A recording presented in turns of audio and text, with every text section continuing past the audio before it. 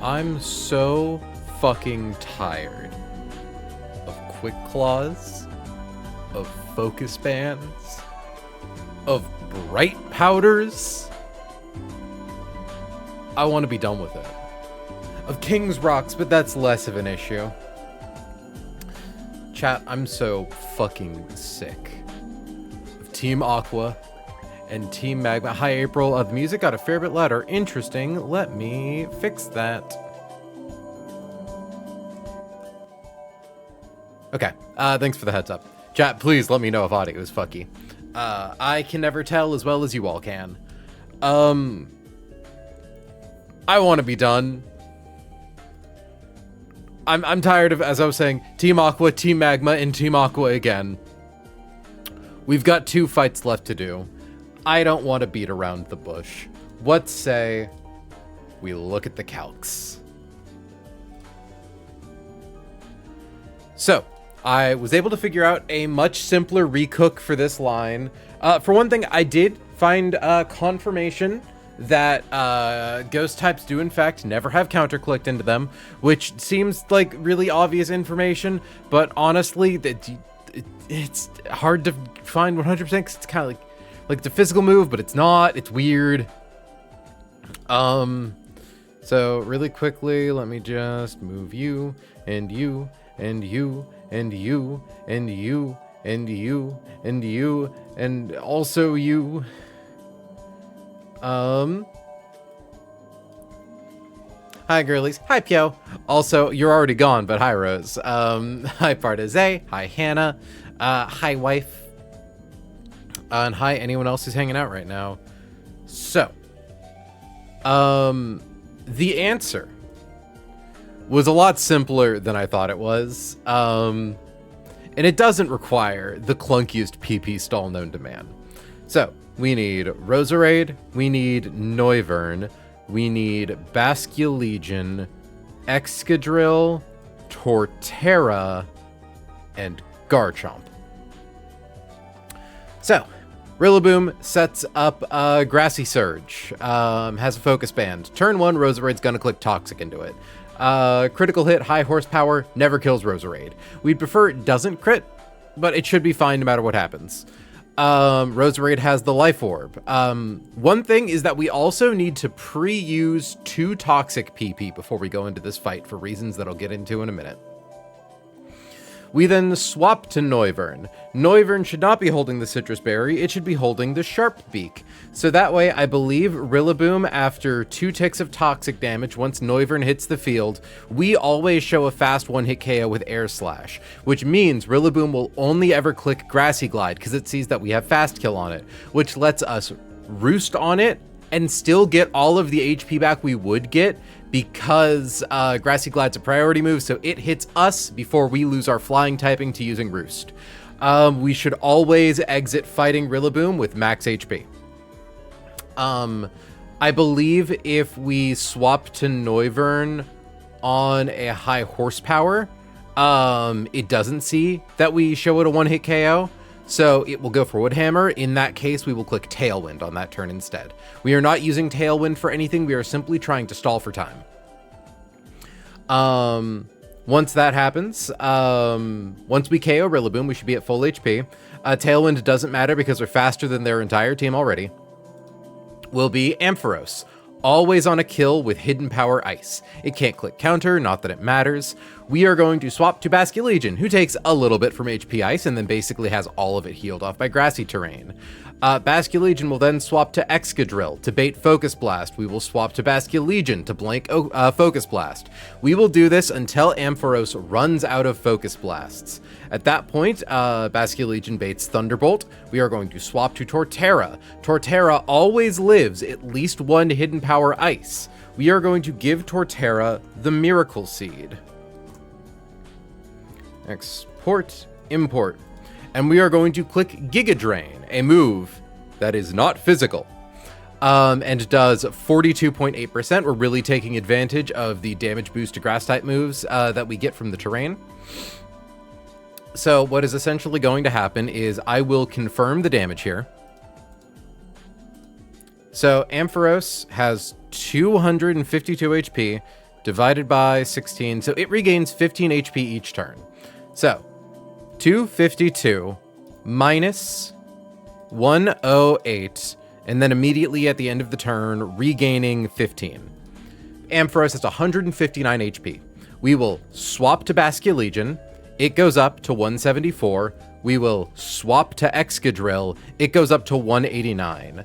A level 81 Excadrill holding a Cherry Berry does 216 damage with high horsepower. It's fine if we get hit by Hidden Power Ice.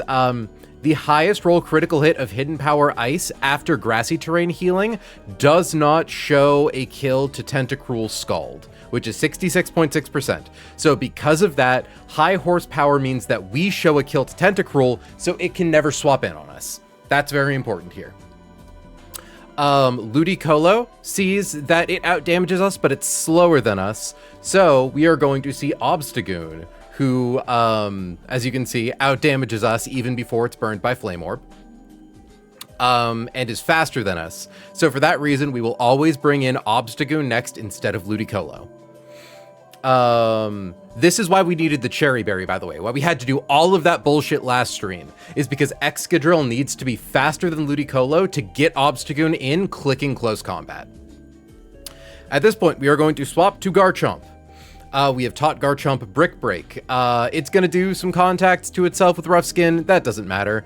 It then gets -1 defense from using close combat. Brick Break is now a one-hit KO. Garchomp is 1 point of speed faster than Obstagoon.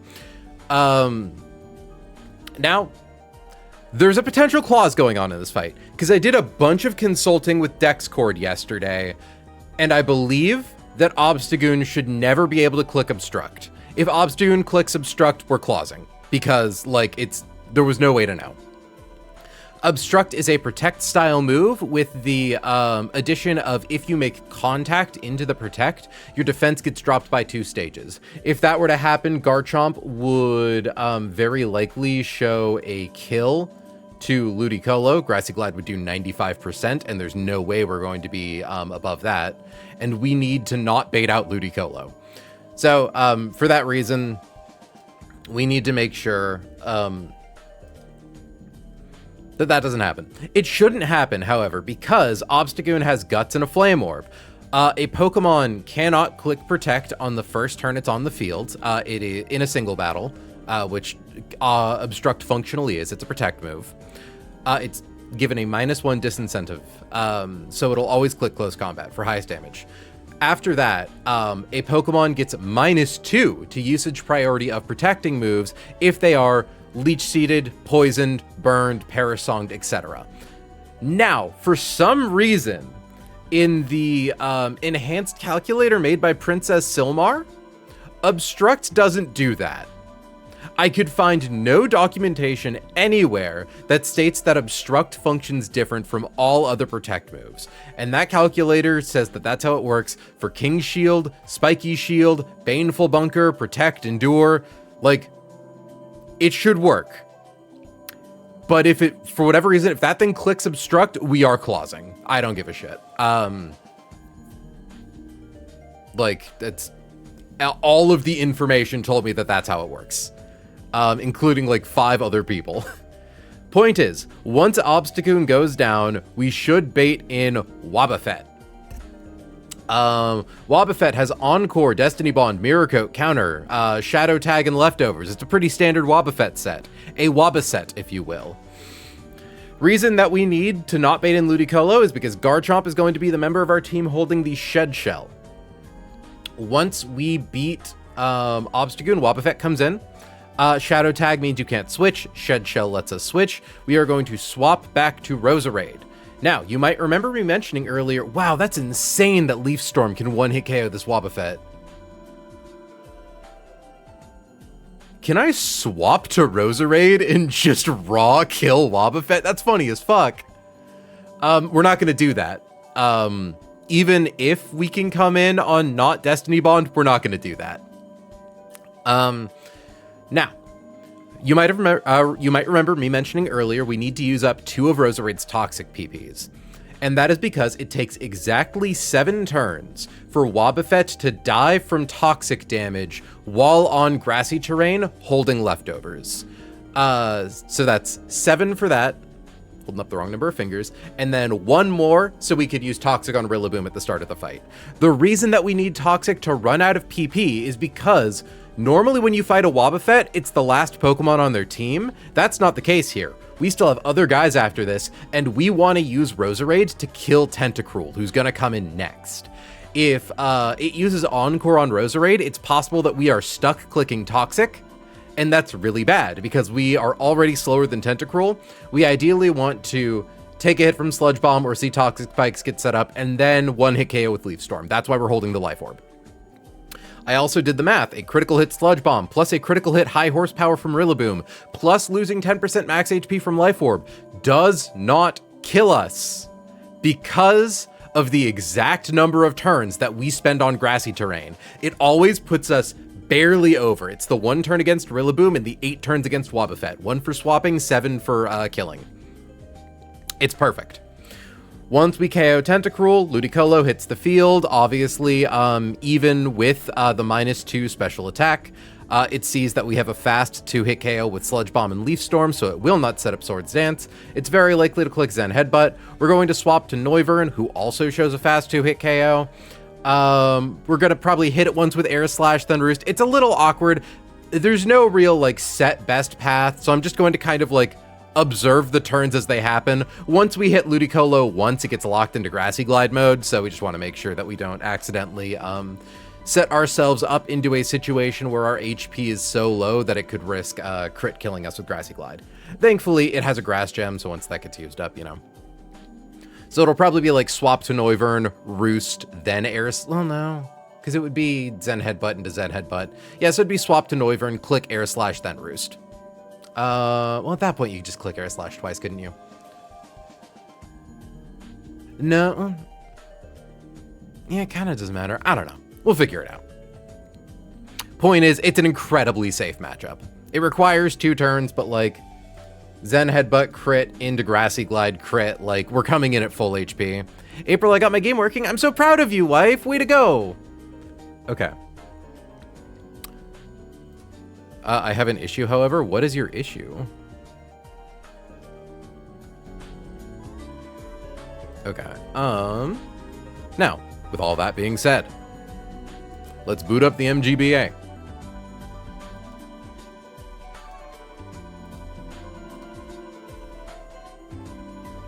It's so hard not to boot up the game and just make Tweelier again. He's canon in my mind. Then make Tweelier again? Like, I don't know, man. Live your life.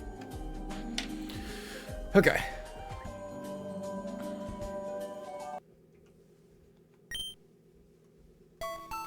So, we're just gonna heal everyone up. No more dumb pre-damaging Garchomp super low, pre-damaging Walrein super low. No more of this stupid bullshit. Yeah, we just swap out Walrein for Torterra.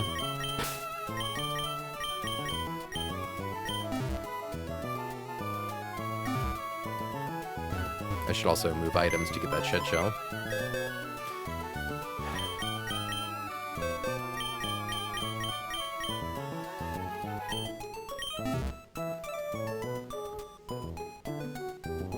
Okay.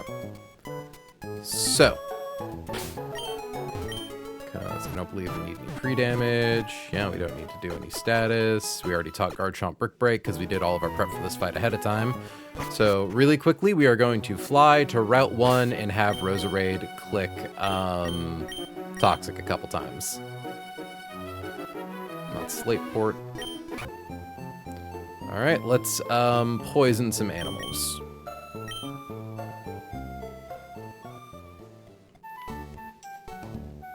Feels really weird encountering wild Pokemon at this point. Hi, Lillipup. So we want to have 8 Toxic PP.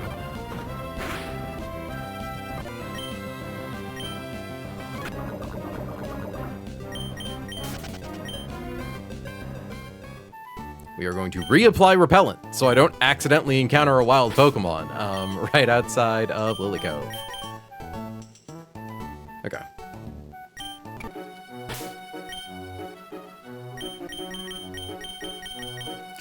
Turtle, the...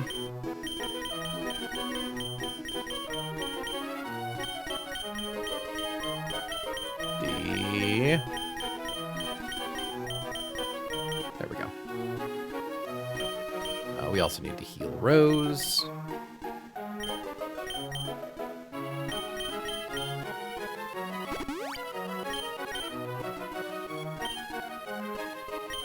Okay. One thing I need to be conscientious of is if Roserade gets crit and Chaucer gets hit by Woodhammer, I need to write down the amount of damage that I take. Oh, thankfully, no. I don't take Grassy Terrain Healing with Chaucer anyway, so that should be fine. Okay. Toxic has 8 PP. Magical Leaf, Leaf Storm, Sludge Bomb, Holding Life Orb, Air Slash, Draco Meteor, Roost, Tailwind, has Sharp Beak. Diosa has a Wiki Berry that shouldn't matter. Liquidation, Poltergeist, Shadow Sneak, Superpower. Cherry Berry on Argyros, good. I want Argyros to have a Cherry Berry because instead of Protective Pads, solely because I want to know if all of this bullshit was worth it. If Argyros gets paralyzed after using high horsepower into Ampharos, we will know that it was worth it. Turtle with Giga Drain and the Miracle Seed. And Varley with the Shed Shell, and we did in fact teach her Brick Break. You know, honestly, the secret, like, really high, value thing that we got was, Varley having a plus defense nature. Girl takes hits like nobody's business. Like, confirming that, like, yeah, Varley never shows out damage to Tentacruel or Looting.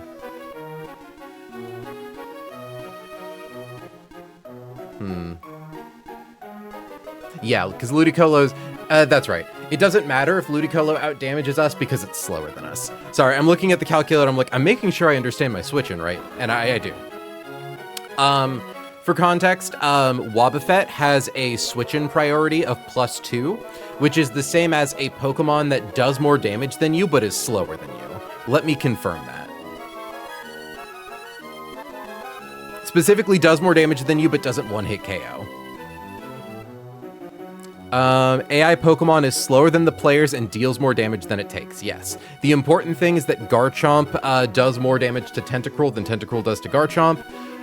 Because they're both at +2, Wobbuffet is the second Pokemon in their party, so it's the one that comes in.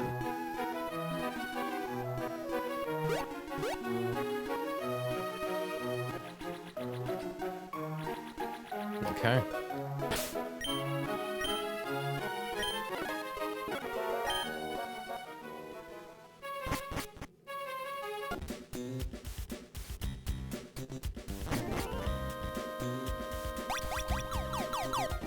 Chat, once this is done, there's only one more fight. In Aqua Hideout, anyways. And we have the math. It's gonna be Spooks. There's a good chance we lose a very valuable team member. But it should be an otherwise perfectly safe line. Also, one thing, we never took this teleporter. Megastone. That hurts. Rest in peace, friend.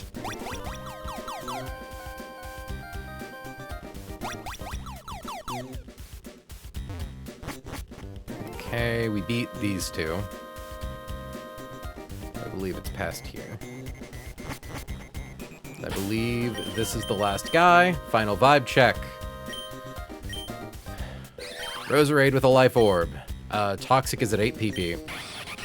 Chaucer has Sharp Beak and her assorted things.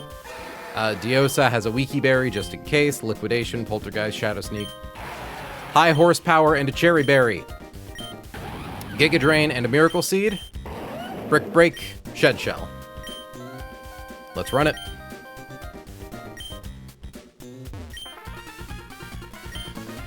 Alright. Please tell me that I understand how this bullshit works. I'm going to be really mad if I have to lose Chaucer to Wobbuffet. First comes Rillaboom, first comes Rose. We'd prefer Rose not to get crit. I think it just makes this simpler, but it shouldn't matter. We click Toxic. High horsepower. Okay, good.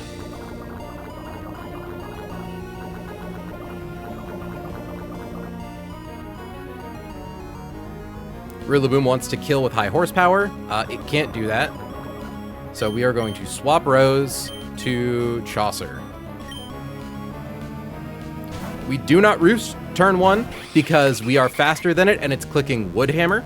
So if we were to roost right now, we would actually take full damage from Woodhammer.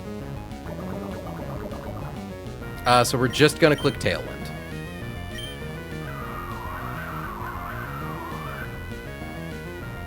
We Toxic this Rillaboom, by the way, because it has Focus Band. All right. Turn 3 of Toxic. Yeah.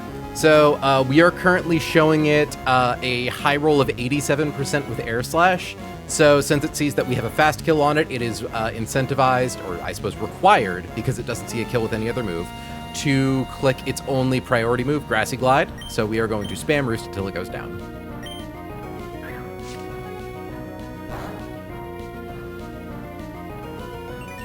Again, taking advantage of going after the priority move to get better healing. Also, notably, Roosting, I do believe, lets us get the extra little bit of healing off of grassy terrain if we had needed it.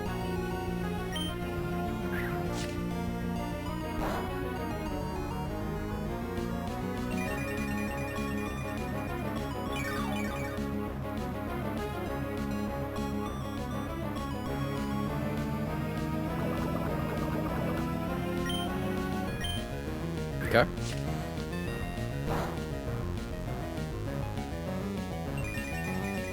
I believe this is the turn it dies. Oh no, our Tailwind.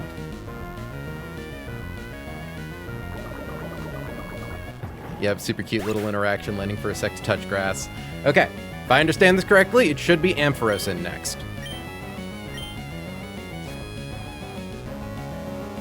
It is Ampharos.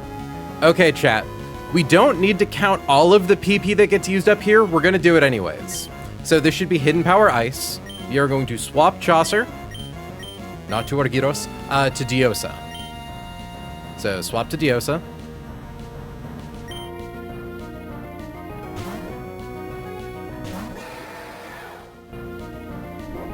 Okay. We go down to 14. Ampharos wants to click Thunderbolt, so we are going to swap Diosa into Argyros.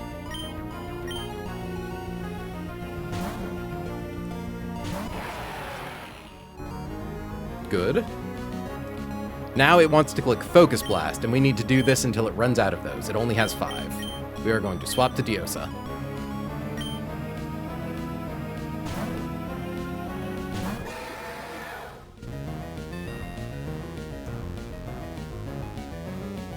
Okay. And we swap back to Argyros. Should bring it down to 22 Thunderbolts. I don't believe it can ever click counter against either of these two. Against Argyros, because he shows a fast one-hit KO. Or it doesn't matter that it's fast, it's just a one-hit KO. And it can't against Diosa because Ghost Type. Swap to Diosa.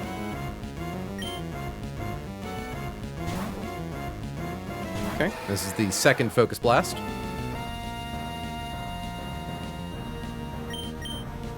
Swap to Argyros. 2 and 2. Goes down to 21. Go to Diosa.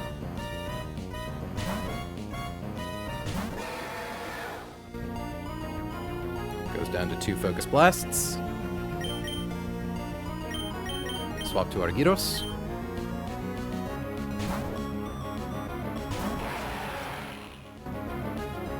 Down to 20 Thunderbolts.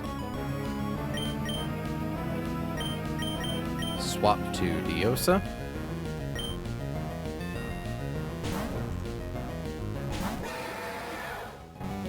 There should be one Focus Blast left. Swap to Argyros.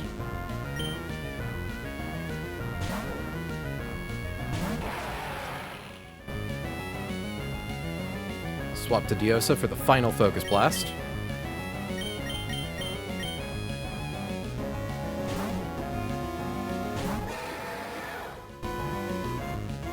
It's now going to be Thunderbolt, which Torterra also takes 0 damage from.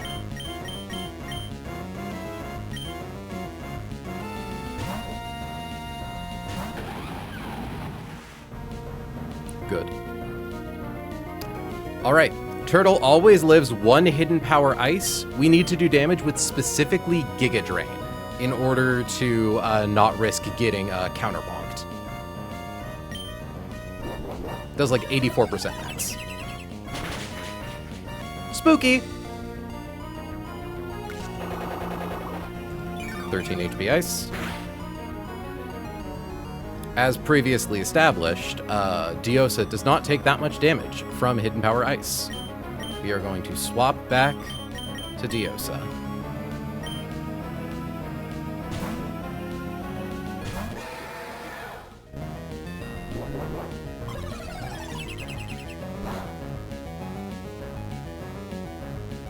Ampharos still has plenty of Thunderbolts to go around. I believe it should have 18. We are going to swap to Argyros.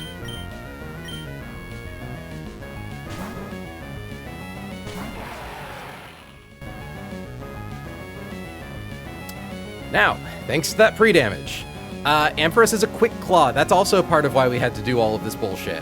Because we don't want it to proc Quick Claw, kill us with Focus Blast. That would be bad. But we have done all of this bullshit. We're holding a Cherry Berry. We are going to click High Horsepower. Didn't even get the thing to proc.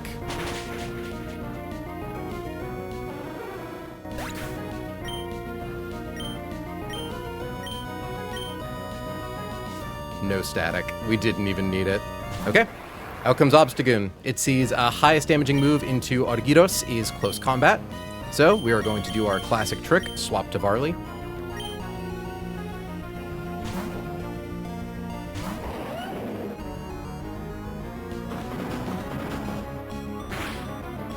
Critical hit. I do believe I've done the math, and we should still always bait in Wobbuffet.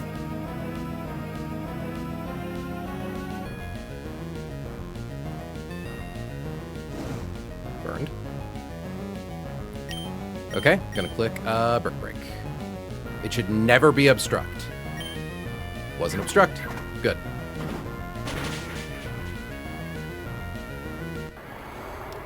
Now, I believe it should be Wobbuffet.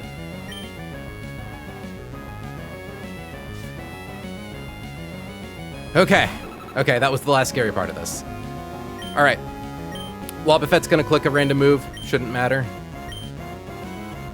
I'm not going to lie, I am still a little nervous that I somehow did the math wrong and do not know how many Toxics it takes to kill a Wobbuffet. But it should just be 7. Specifically because of the grassy terrain. Normally it takes 6 turns to kill something with Toxic, but this thing regens an 1/8 of its max HP every turn. Seeing Destiny Bond scares me for no reason. Okay. We just keep clicking Toxic. I believe it can't click Mirror Coat, funny enough.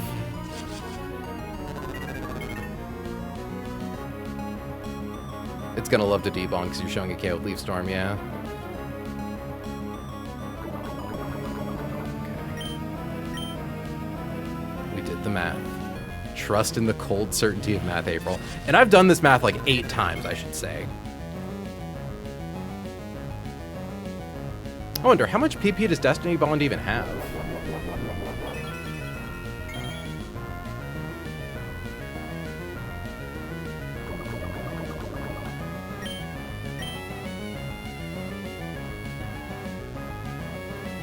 Encore.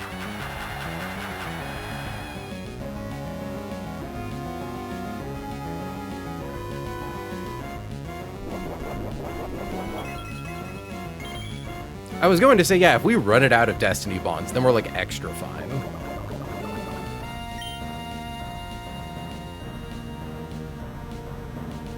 Oh, shit, it can click mirror code. Weird.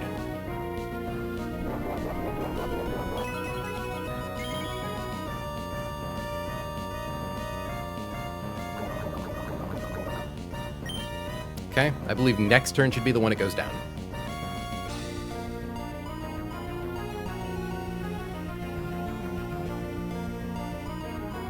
Rose's encore ended.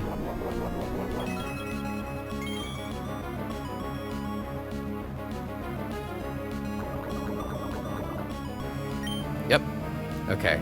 If it clicks encore, I'm gonna feel so validated. Destiny Bond. Okay. Chat, so the reason that we PB stalled by 2, I mentioned earlier, is because if Wobbuffet encored us on the final turn, we would get locked into Toxic when we want to be able to click Leaf Storm into Tentacruel. Please go down. The cold certainty of math wins again. Sick. In comes Tentacruel, because it's the only thing faster than us. It's going to click either Toxic Spikes or Sludge Bomb. Either way, we click Leaf Storm. Toxic Spikes is so fine, the only other thing we're swapping in for this fight is a Flying type. And Roosting does not proc the toxic, the poison Caltrops. Crit mattered. Alright, next in is Ludi.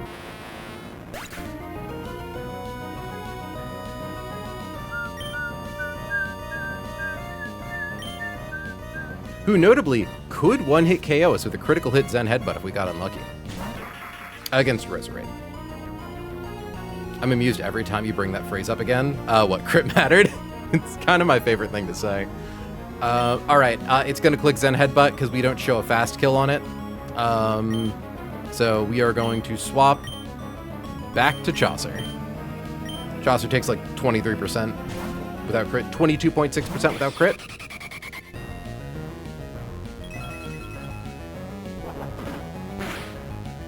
Okay, we're gonna click Air Slash to force it to start clicking Grassy Glide.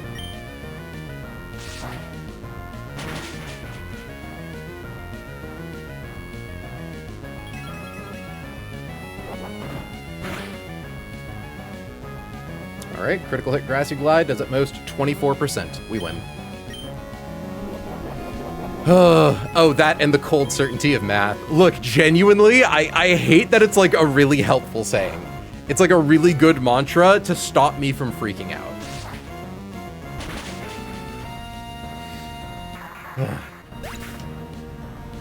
I'm not gonna lie, getting crit by that Obstagoon did kind of scare me. Cause I'm pretty sure that I checked and the worst case scenario, we never bait in Tentacruel instead of Wobbuffet.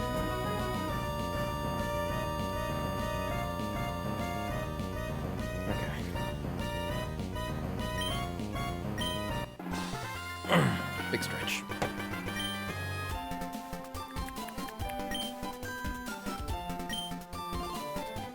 Grunt's done.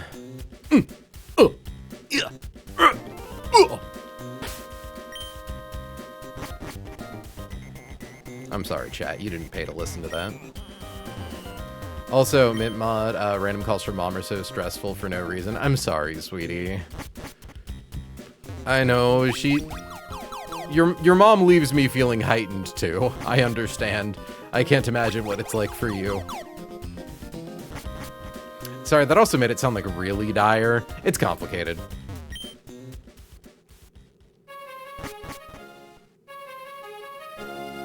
Alright. Chat, it's time for the big boss. And it's time for the real risk.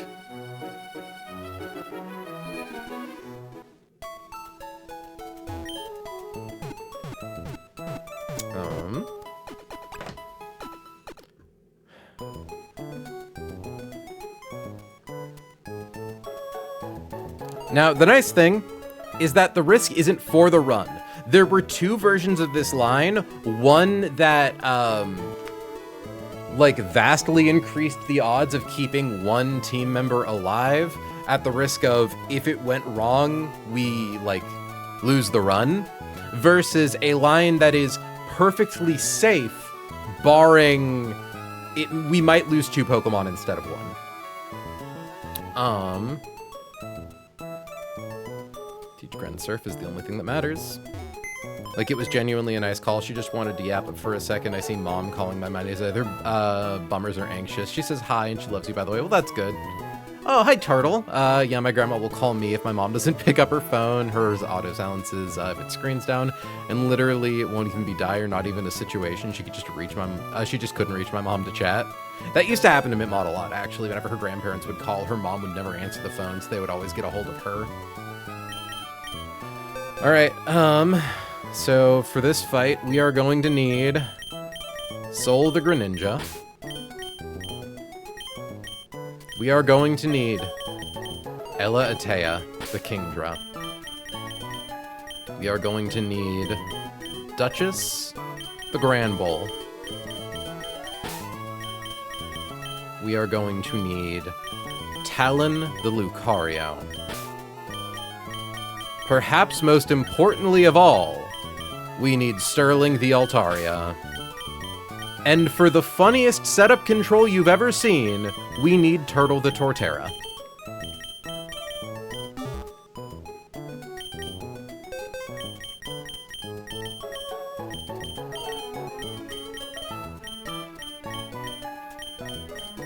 Only 5 of these Pokemon will be making it back to the Poké Center. Potentially fewer. Pray for them. Alright,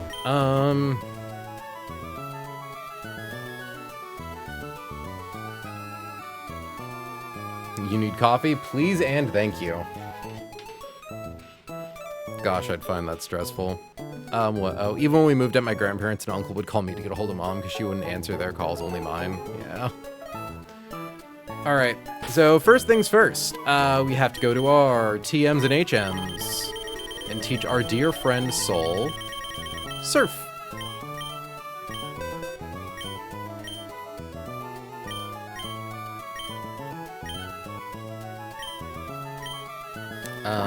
Farewell, Ice Punch.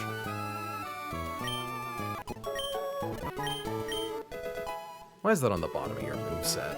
That shouldn't be there.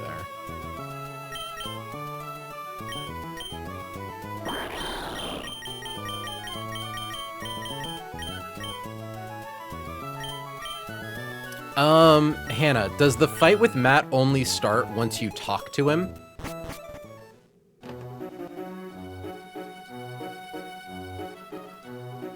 Also, I'm going to post a Discord.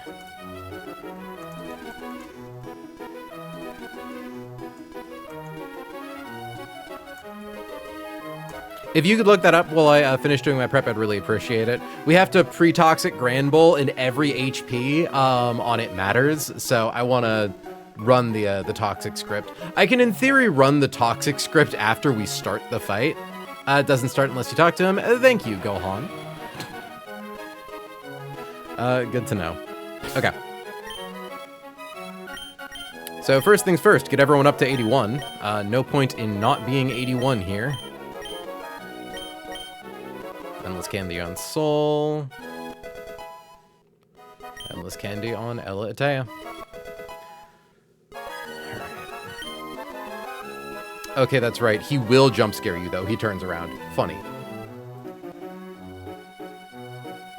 Okay.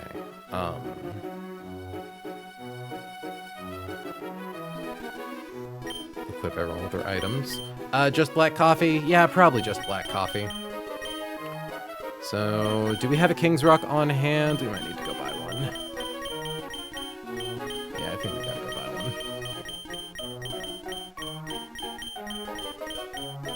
one. Oh no, we've got one. King's Rock for Soul. Ella Atea needs but the humble citrus berry.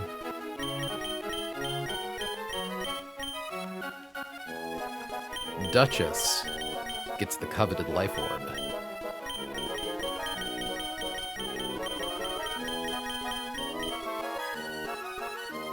Talon needs the black belt.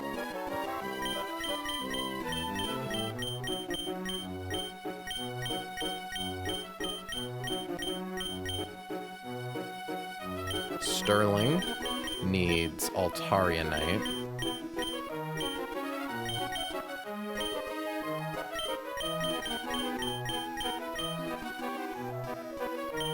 And Turtle also needs a Citrus Berry.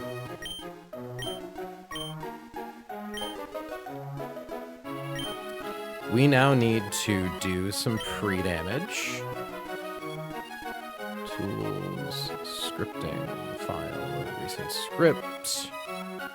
So pre-damage, slot 1 to 70. Pre-damage, slot 4 to 174. Chat, can we get some exclamation mark thank you, Mint Mods? Of course, she provided me with beverage. And took my mugs. Hashtag my mugs. Okay, I should get everyone set up in here so that way I can more easily view them all. So, Greninja. Kingdra. Granbull. Lucario! Altaria. Mega Altaria. And Tortellini. Tortellini, Peppercini, Pepperoni. Now we need to pre-burn slot 5. We need to pre-freeze slot 6. And we need to pre-toxic slot 3. I suppose I can just do that now. And then I can heal Granbull later. Okay. That should be everyone. It's a colorful cast going into the mat fight. I love Run and Bun. It's so fucking stupid. Alright. So, let's take a look. Here, actually, Sterling, can you fly us somewhere with prettier music? Set up Verdant Turf. Okay. So, next line, turn off grassy terrain. We've got a 6-man team. Mamoswine, Dracovish, Dragapult, Kartana, Raikou, Gyarados. First up, Mamoswine, a demon, wants to set up Stealth Rocks, has Ice Shard and priority move. It's got Earthquake and Icicle Crash. It's just real annoying. What we are going to do here is we're going to do the classic Greninja 1-2, the pseudo flinch. We're going to click Fling with a King's Rock to flinch it. Or sorry, I guess it's the pseudo fake out. We're going to click Fling, throw our King's Rock, and we're going to kill it with Surf. Now, you might notice that low roll on Surf plus low roll on Fling does not equal 100%, which is why we're pre-damaged to 70. 33% puts us within range for Torrent. An ability that says that water-type moves do 50% extra damage while we're at 33% HP or less. The only thing worth noting here is that it does have Ice Shard, which is a priority move, but critical hit Ice Shard does at most 28.4%, never kills us, and there is a chance that it sees a kill with Earthquake. If it were to click that, that wouldn't matter either, because we're faster than it, and like, we're faster than it, so we kill it. And if we don't take any damage, we still bait in the same next thing anyways. So Fling into Surf kills Mamoswine, Fling to break the Focus Sash, Surf to get the KO. Next up is Dracovish. It's faster than everything. It's so fucking fast. It has Choice Scarf and Vicious Rend as its only move, boosted by Strongjaw. Vicious Rend is a base 85 power move that gets an increase to its power if the user is faster than you. Fun fact, swapping Pokemon still counts as them being faster than you. It's a devious move that does a lot of damage. But by the grace of God, Ella Atea the Kingdra, with her quad resistance, her 26 defense, and 18 HP, Vicious Rend critical hit, does 94 damage. We have to swap into Dracovish and live 2 Vicious Rends in order to kill it. Now, we are holding the Citrus Berry. So 227 divided by 4 is 56. 56 plus 227 is 283. So we functionally have 283 HP, because it can never kill us without proccing Citrus Berry first. So assuming we took 3 max roll critical hit Vicious Rends, 283 minus 94 is 189. 189 minus 94 is 95. 95 minus 94 is 1. Kingdra always lives 3 max roll critical hit Vicious Rends with a single HP. Worth noting, it should need to. There is a chance that Dragon Pulse crits. If it crits, most rolls kill, which is very nice. Now, thankfully, we always beat Dracovish. Ideally, Dracovish never crits us. If Dracovish crits us once, ideally it low rolls its attacks.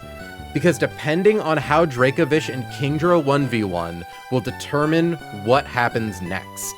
Because here's Dragapult. If we are above 87 HP, we swap to Granbull. If we are below 87 HP, we are sacking Kingdra to Dragapult. Kingdra is always above Shadow Ball if it never gets crit. It's above Shadow Ball about 50% of the time if it gets crit once. I believe if it gets crit twice, it always risks Shadow Ball. So we have to swap. We have to leave it in.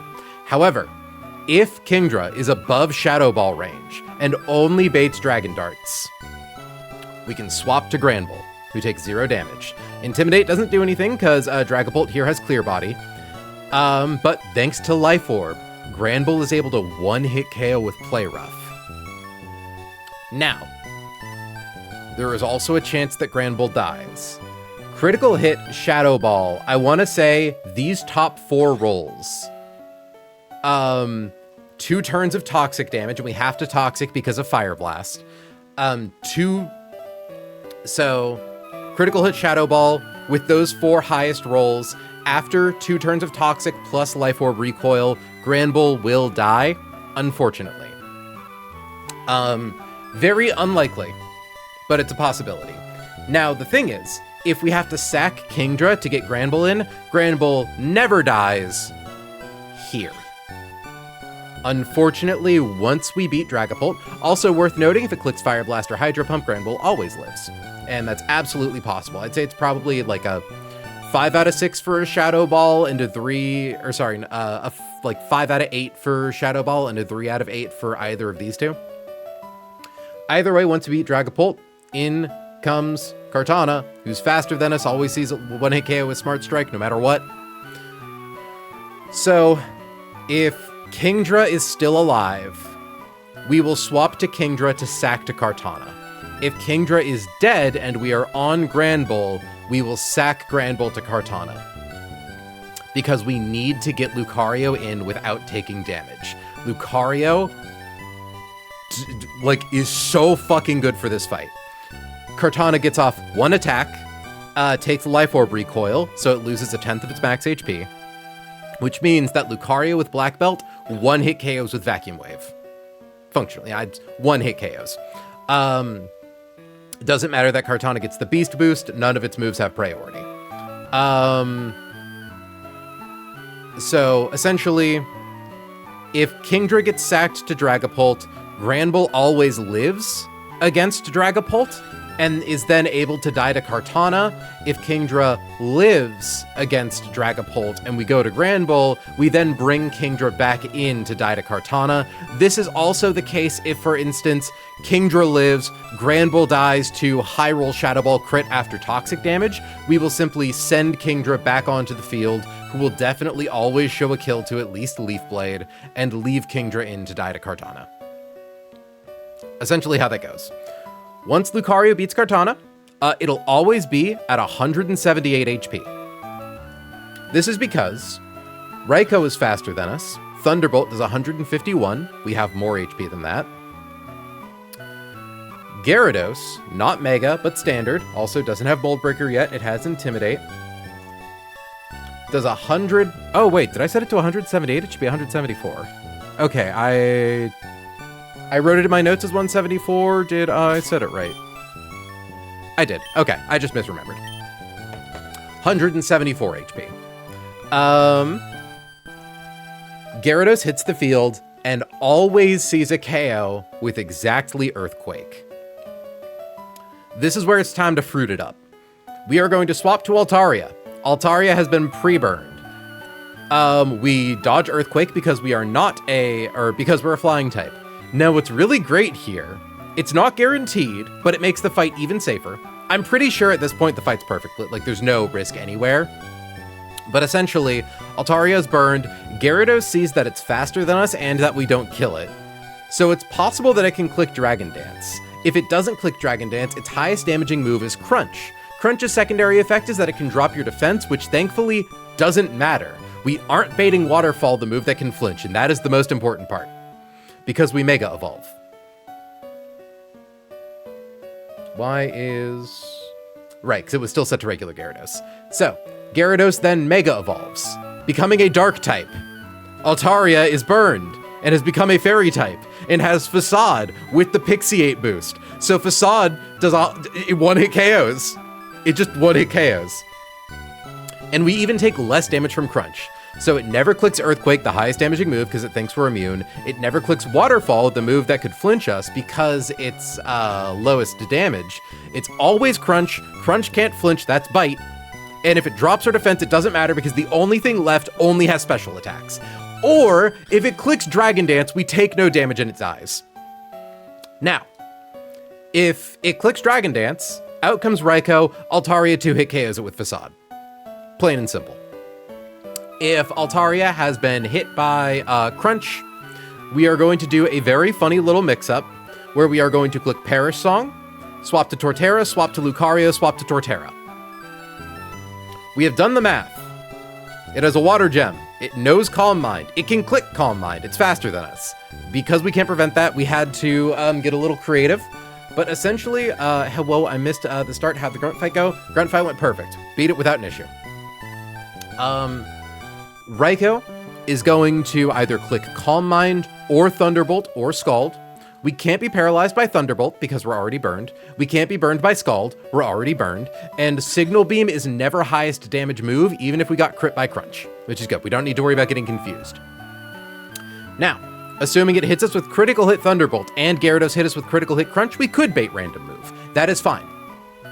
Because all we need is one turn, because we're going to click Perish Song. Once we click Perish Song, we are going to swap to Torterra. Torterra is most likely to take a Thunderbolt. If it does not take a Thunderbolt, it is taking a Scald. I do believe... Hold on. Confirming something. Ooh, did I do this wrong? Hold on. No, because if it's at +2, then it doesn't attack when Torterra hits the field. We swap to Lucario on Signal Beam. We never get put low enough. Yeah, hold on. Oh yeah, definitely not 162. Yeah, okay.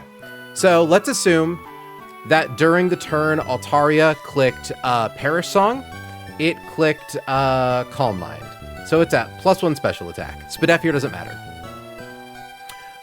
It's likely to go for Thunderbolt or Scald. It's never Signal Beam because our HP was never low enough to, even after, like, if we got hit by Crunch Crit +3 turns of burn, but no Thunderbolt, our HP is never low enough to show a kill to Signal Beam. So it's either Thunderbolt or Scald. We swap to Torterra. If it is Thunderbolt, nothing happens, and we are fine. If it is Scald, it thaws Torterra from being frozen, and being frozen prevents Torterra from getting burned. And then procs our... we don't have a Miracle Seed, we have a Citrus Berry. Export. Import. Wait, hold on. Yeah, because if it's at +2, Torterra's at full HP, so it's never Scald. Good. So this is the situation where it's at +1. Now, the funny thing is that if we get hit by Thunderbolt and not Scald, it doesn't matter that we're frozen here. Because we show a one-hit KO with Earthquake, the +3 it gets from us being frozen is negated by the -20 of a one-hit KO. So it'll simply click highest damaging move, which is Signal Beam. Because even if Scald does maximum damage to us, once Citrus Berry procs, it loses its Water Gem. Scald no longer is highest damaging move. It's 41%. Super duper fine.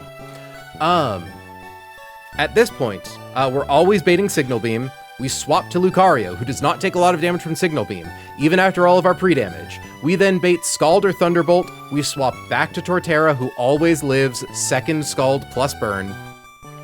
And Raikou dies. We always live Thunderbolt. Now, assuming a situation where we swap to Torterra and Raikou decides to Calm Mind again. We have hit the field. We have full HP. We are only ever baiting Signal Beam. Because we never took a hit from Scald, we don't need to worry about dying to Scald. We swap to Lucario, who takes Signal Beam really well, baits either Thunderbolt or Scald. We swap back to Torterra, who always lives Thunderbolt or Scald because it'll be at full HP.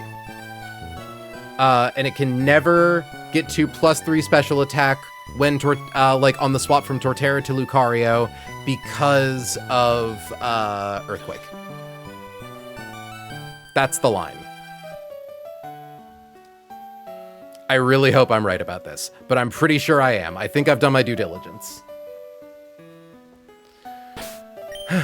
So, let's get it.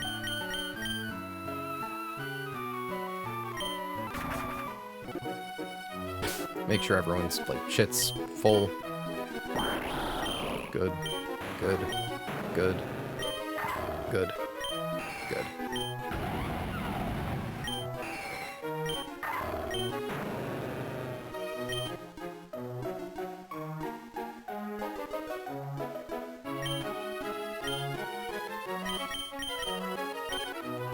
So yeah, this line has some variation, but it should always end with us winning. And never losing. Thankfully, once we click Perish Song on Raikou, it is checkmate. But, you know, ideally we don't lose a third Pokemon.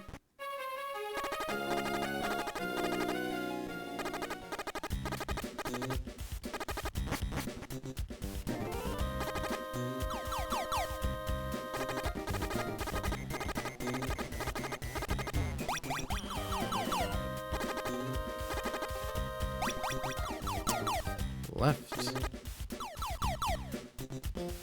Missing parents sleep for the full rainbow status conditions. I was thinking about that earlier. I'm like, oh, we got all these pretty colors. Here, I'm going to post Indexa again.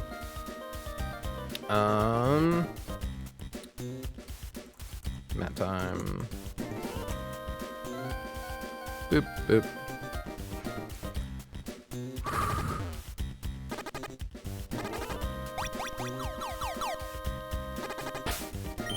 Duchess, how you doing?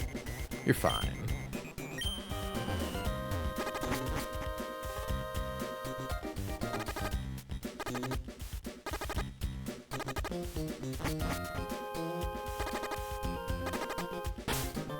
Gonna heal you a little bit just in case.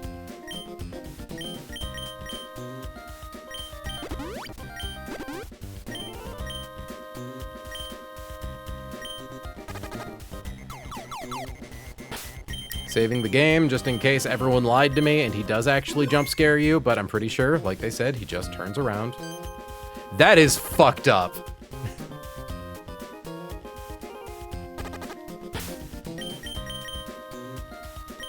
Potion. Heal. Soul is at 70. Talon is at 174.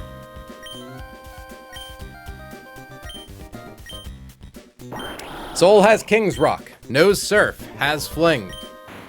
Ella Atea has Dragon Pulse into Citrus Berry. Duchess has been pre-toxic. Knows Play Rough. Holds Life Orb. Talon has Black Belt. Knows Vacuum Wave. Pre-damage to 174. Altaria, Sterling, pre-burned, has Altaria Knight, knows Facade, knows Perish Song. Turtle, Frozen, Woodhammer, Earthquake, Citrus Berry, full HP. Let's send this shit. I'm sick of evil team gimmicks.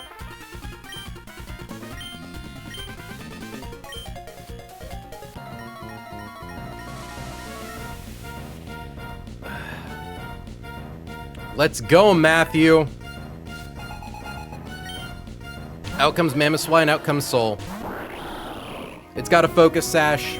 We want to click Fling.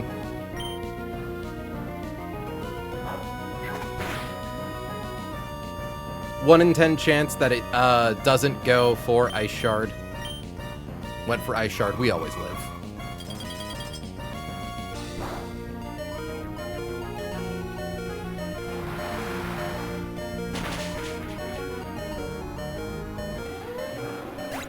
Chat, it's time for Destiny.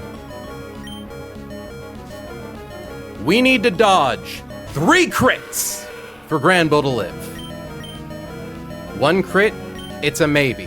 2 crits, Duchess is doomed. We swap to Ella Atea. Lock in, Kingdra. Ren number 1. No crit. Out of curiosity, I do want to see what roll that was.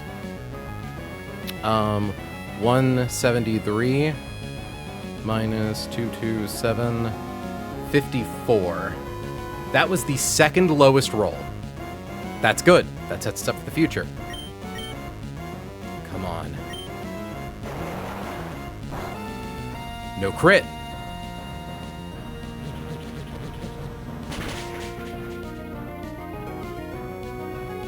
I think,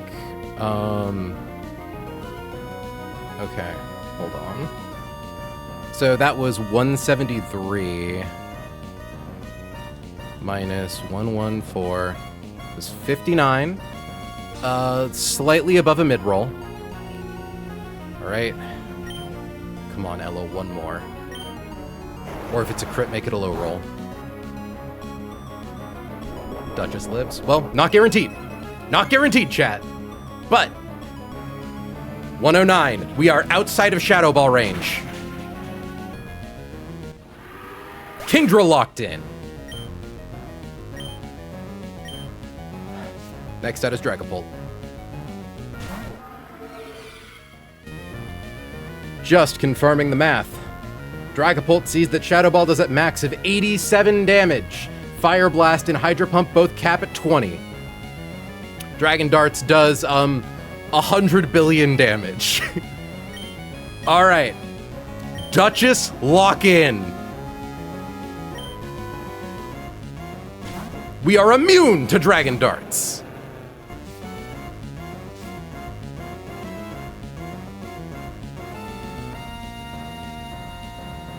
All right. We want to see Fire Blast or Hydro Pump. We click play rough. Shadow Ball, no crit. No crit. Duchess lives. Oh, thank goodness. Keeping our mat fight to 1 death without a Galissapod is fucking crazy.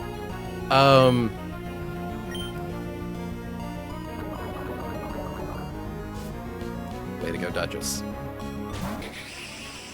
Ella Atea? You've been kind of weird. You did a lot. You did a decent bit in the early game.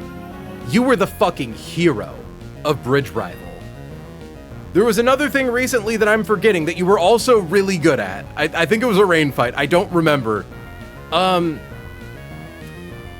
there was nothing in our box that could guaranteed 1v1 that Dracovish. And not only could you do it, but you could set us up to safely get around Dragapult.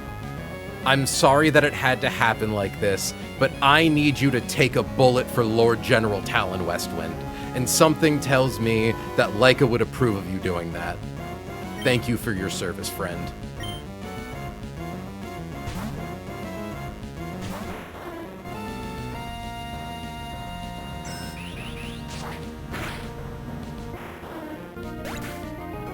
Excellent work. Beast Boost bumps its attack. Life Orb drops its HP. We swap to Talon.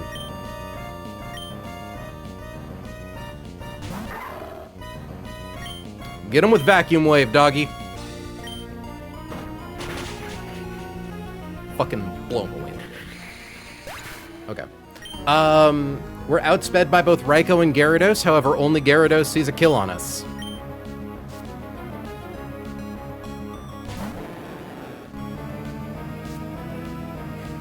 Intimidate drops our attack. Doesn't matter. Gyarados is going to Mega Evolve. We are going to swap to Sterling. Talon always baits Earthquake.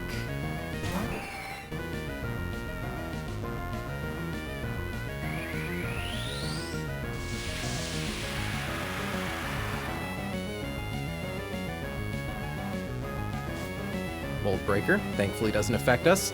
You can consider Mold Breaker an ability that affects their moves hitting you, not your moves hitting them.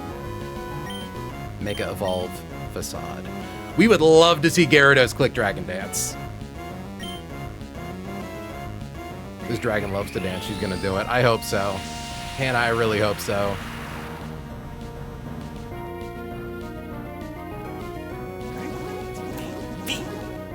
Okay, I want to double check my math to make sure that we are able to safely just kill Raikou with Facade.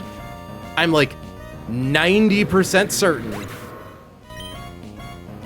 But let me check the math. We only have to suffer one more burn since we don't take the 4th turn of burn on the last turn of the fight. Raikou hits the field versus Altaria. So, the scenario where it lands 2 critical hit Thunderbolts without boosting. We are currently at 199. Hold on. 227 divided by 16. We lose 14 HP each turn. So 199 minus 14 brings us to 185. Minus 2 critical hit max roll Thunderbolts, its highest damaging move. Drops us to 31. We could even survive another tick of burn. Now, 199 minus 14. Let's assume that instead of that, it does +1 special attack into a critical hit Thunderbolt, and we lose 115. 70. We never die here. And it never clicks Signal Beam because it's never highest move. Facade? Yeah. Yeah. Thunderbolt. Pitiful.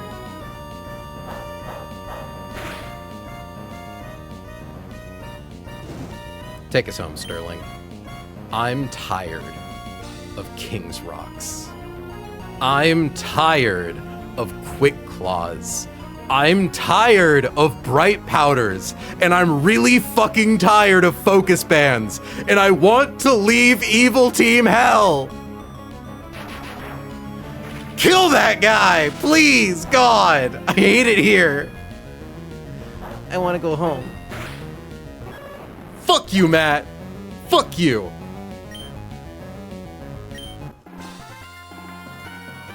Oh. We're out.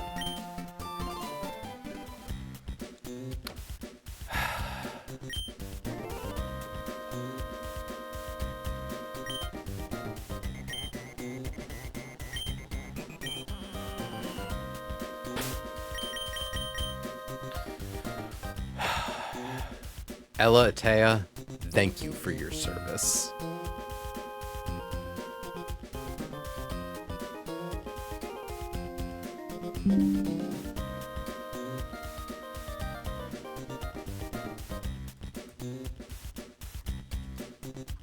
Oh shit, thanks for the, thank you, Spirit. Hold on.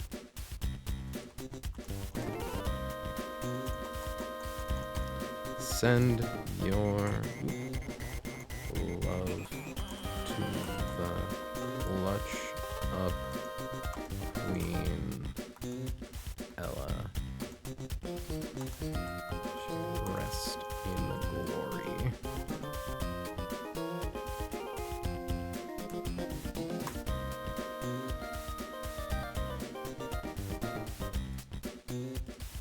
God damn.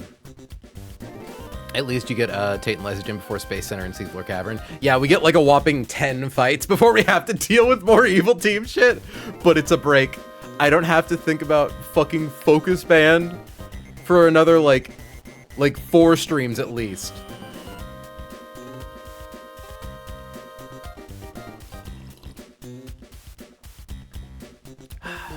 We didn't even need to use Turtle. It's annoying, right? Because if, like, if I had known, if Gyarados was guaranteed to Dragon Dance, we could have just brought someone else to sack instead of Ella, but you can't guarantee for that, you know? I'm so excited at the prospect of having Urshifu. I'm so excited for that. I really hope we make it past 8 and Liza. I think we've got a good shot. Obviously, you know, I never want to say anything's a sure thing, but I think we have a really good chance at getting past TNL and getting Urshifu. You guys get super potions. Like, we could just go back to the Pokemon Center, but you guys fucking earned them.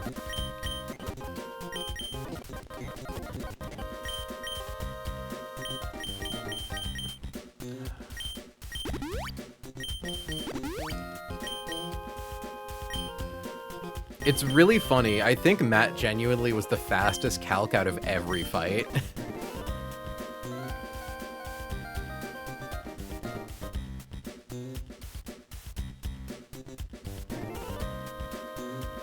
Oh yeah, I should probably,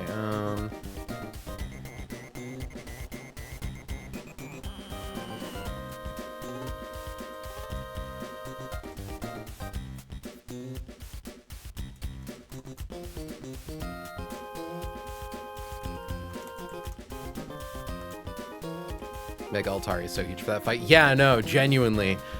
Giving Altaria Facade continues to pay dividends. Okay. Chat. We get to go do Hellroom now. Now that we are level 85, we can pretty safely 1v1 any of the Pokemon in Hellroom. The only thing that's slightly scary is, like, Tyranitar.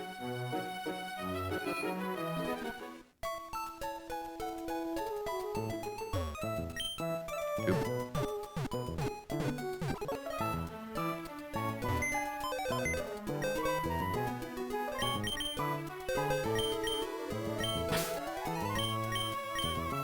Ella. I was real hyped when we managed to keep you unevolved long enough to learn Ice Beam. It was really fucking hype the way that you fought most of Bridge Rival like that. I feel bad that I don't remember more of your accomplishments, but I know for a fact you've contributed to this team consistently. I'm gonna see it to the end, buddy. That makes 18. Honestly, it's a lot. We are down a lot of guys. But, like, not to be like, you know, amateur Nuzlocke references Peachal or Smant, but, like, I do look at their videos immediately to kind of, like, get a point of view, a reference for, like, where they were at versus where I'm at this point in their winning runs. And, like, Peachal lost 4 guys to this fight. And so many of them were goats. He lost his #1 goat to a miscalc on this fight. And we still have almost everyone. And I think that's really fucking cool. I think that's badass. So let's get everyone organized and update our exports. I need to figure out who I'm leveling up for this thing. Definitely going to be Havara. She is like a guaranteed bring. She's so good at like living a hit from all of the Pokemon in there and getting off Super Fang. Breek was the first. We no longer, or sorry, Torterra was the first. We no longer have Breek. We don't have Seamus. Hamilton. Pari.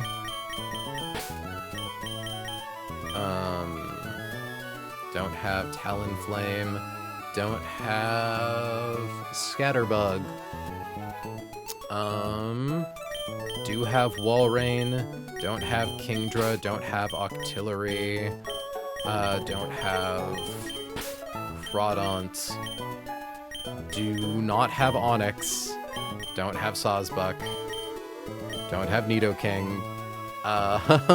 Jesus. Do have Flygon. Do have Roserade. Don't have Pikachu. Togedemaru's in the baby box. After Toge, it would have been Gorobus, who is now gone. After Gorobus is Lucario. Into Excadrill. Into Zoroark, who is in the baby box. Into Honchkrow. Into Granbull.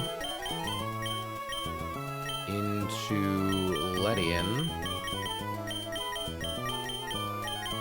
Into Gyarados. Into Rapidash.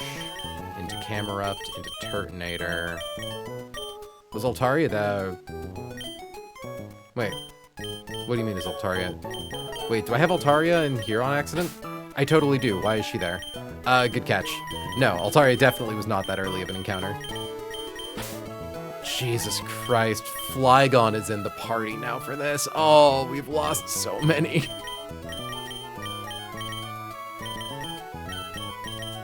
Good catch, Izzy. I didn't even realize Altaria was in there. Okay. Into Gyarados. Into Rapidash. Into Camerupt. Into Turtonator. Into motherfucking Garchomp. Mudkip is in the baby box. Then it was Greninja. Circumfery. Sharpedo is dead. Mordwin. Diosa. Willow. Now it's Altaria. Then Castform, who's in the baby box. You've lost a totally normal amount. They're just disproportionately most of your early encounters. Yeah, real.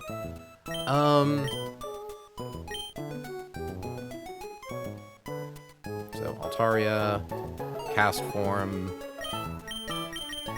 Beware, Kecleon, Slowbro,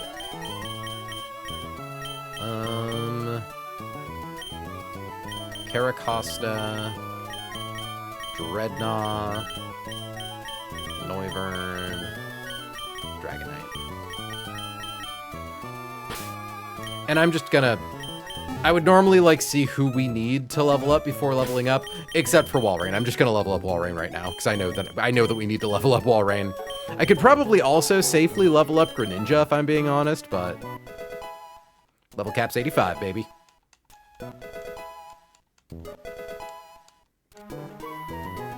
I think I'm also safe to level up Jane. I don't think there's anything that she's not shown. Oh, I'll save it just to be safe.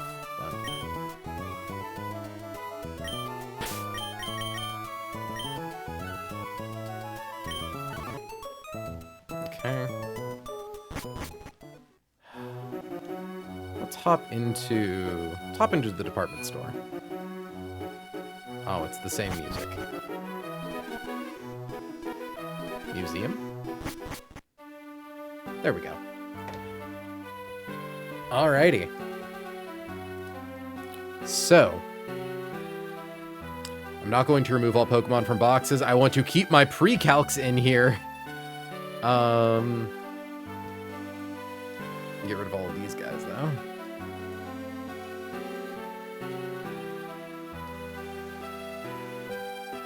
It's like, I've kept these guys in my box, too, for so long, just so that way, when I finally got back to them, I didn't need to, like, recalc them all. Or, like, re-get their sets loaded in.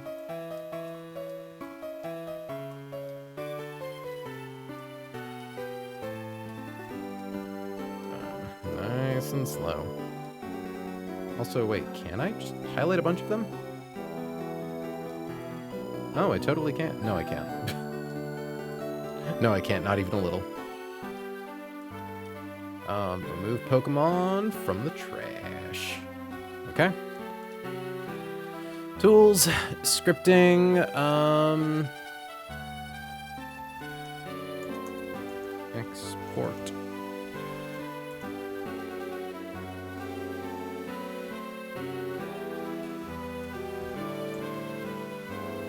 Zoroark does not have the ability Dark Aura. It has the ability Illusion.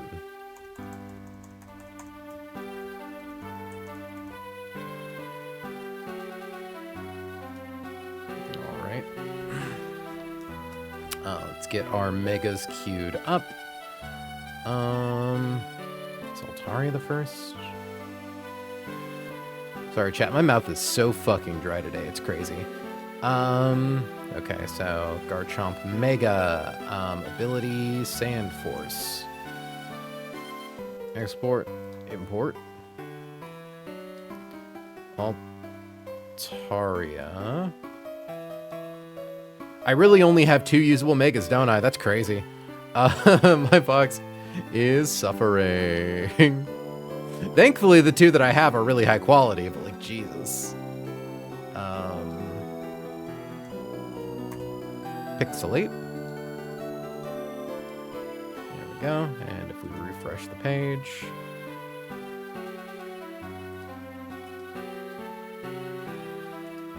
Oh, God damn it. These guys are now on the top. It's funny. Thankfully, once we're done here, we do get to remove all these guys. So, I need to pee really bad. So I'm going to go do that. I'll be back in just a couple of minutes.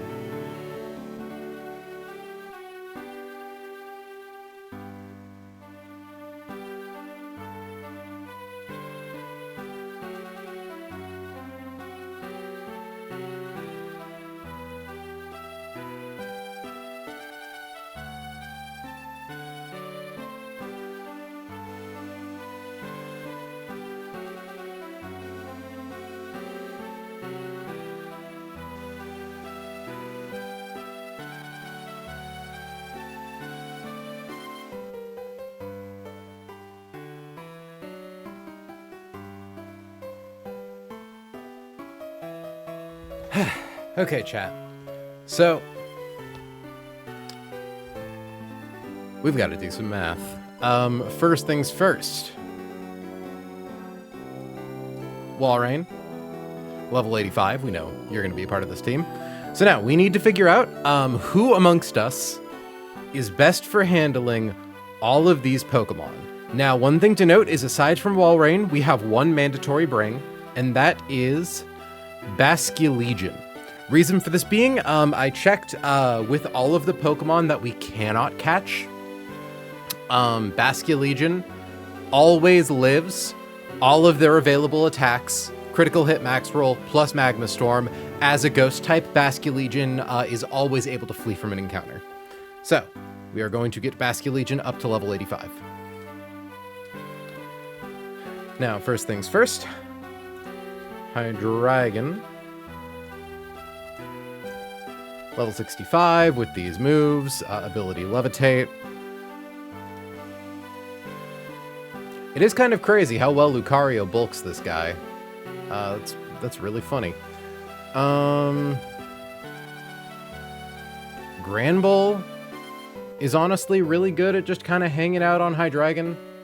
I imagine even more so at 85. So the thing is, we generally want to try to avoid having too many, I guess what I would refer to as like dead-end Pokemon. So Granbull here, if we were to bring it, it would need to have a Shed Shell. So that way it can swap out if need be. Or it needs to hold a Citrus Berry, and we need to, it's like, it's the guy at the end of the line, basically. Probably not Flygon, because U-turn does too much damage.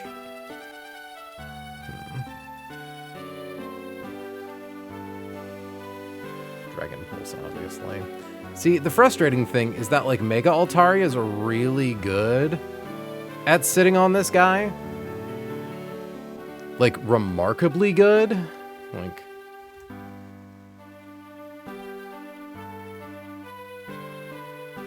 Dark Pulse being able to flinch is a little problematic, but... Like...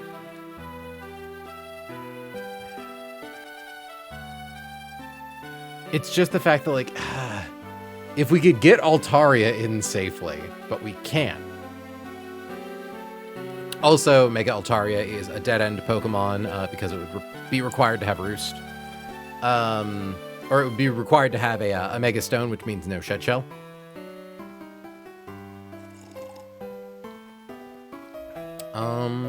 Slowbro, you probably take too much from Dark Pulse, yeah. Though, I get the feeling Slowbro is probably going to be good for some of the other Pokemon that we need to bulk. Basculegion's kind of okay, but not really.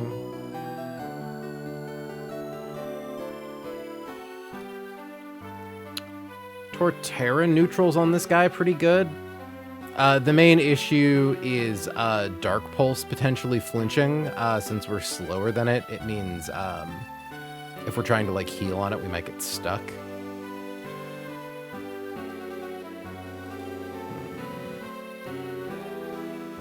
Although at 85, we could make Torterra a Shed Shell holder. I don't think that would be too big of... Oh, I don't think that would be too wasted. I think we could even bring Granbull as our, like, end-of-the-line Pokemon if things get kind of dicey. Notably, Walrein itself can also just kind of sit on Hydreigon. If the rolls are good enough, Walrein can probably get off 2 Super Fangs. Maybe even a Charm. So we'll assume that's probably good enough for Hydreigon. Next up is Tyranitar. So the only thing that really risks killing Walrein is Tyranitar clicking Stone Edge turn 1. Stone Edge crit, while Walrein will always live the hit. We can't give it a Citrus Berry, so it would die to Magma Storm damage. Problematic, of course. That being said, Torterra's pretty good at hanging out on Tyranitar. Crunch can drop defense, which is a bit of an issue, but again, if we, like, give Torterra the Shed Shell, it can swap out and swap back in. Garchomp is also really good at sitting on this guy, but wouldn't be able to out and in. There is also the option of bringing a guy who gets Rapid Spin to be able to, like, live a hit, Rapid Spin, and switch out afterwards, but we don't have too many good Rapid Spin guys. Well, we have Eldegoss. Takes too much. Dhelmise takes too much from Crunch. Excadrill takes too much from Earthquake. Even at 85.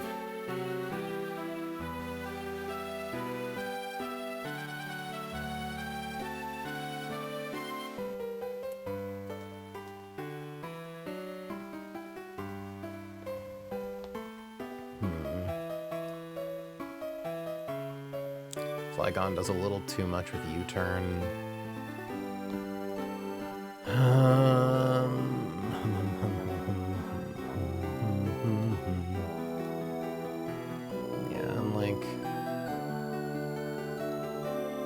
We do also have the option to click Charm with Walrein instead of Super Fang, to try to drop its attack. We could also just bring Garchomp as our end-of-the-line guy. So one thing to note with these Pokemon, we do now have our first Master Ball. Ideally, we don't use it, but it is an option. We get 2 Master Balls throughout the entire game, and they're the only thing that is capable of catching roamers later on. You can probably imagine why that would be important.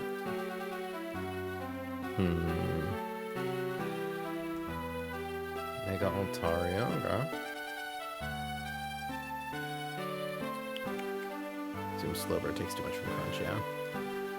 I think Torterra's fine here.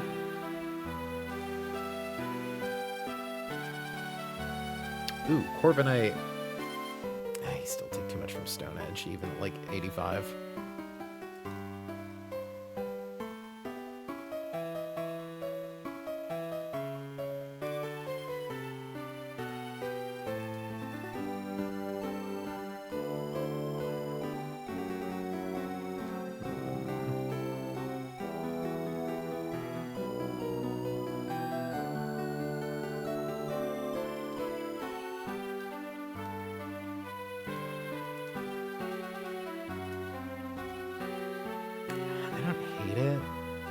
But I don't love it either.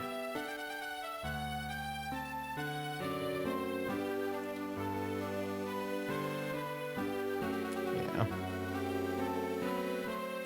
Torterra's fine for now.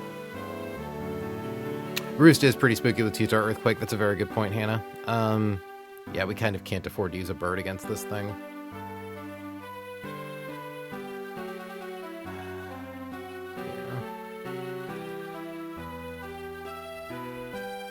We don't want to encounter T-Tarf only because it's the scariest thing to catch, I think.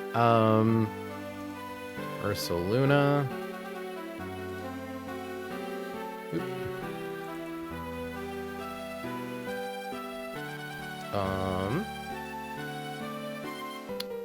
Ursaluna, thankfully, kind of gets blanked by Torterra.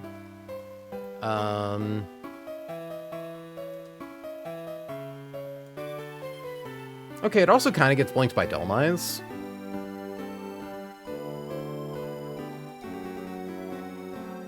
And most birds.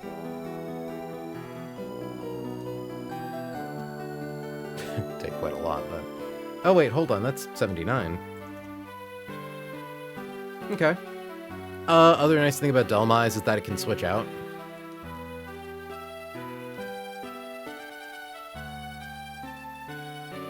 I think this assortment of guys is pretty good here. It is unfortunate that it has Unnerved, so no berry, but...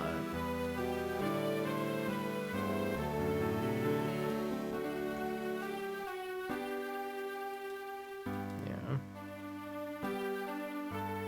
Oh, that's right. I remember now. The thing that we had, because I'm like, I thought Ursaluna was the easy one to catch. It is if we had kept Otherly on the team. Flying Ghost type makes it immune to all of its moves. That's true. We sure hope it's not unnerved for multiple reasons. Okay. I like Delmise for it. Volcarona, thankfully, is like... So, one thing we need to remember about Volcarona, I have it set with Silver Powder. Wild Volcarona always holds Silver Powder. So that's something to consider. Hold on, Delmise, let's get you to 85.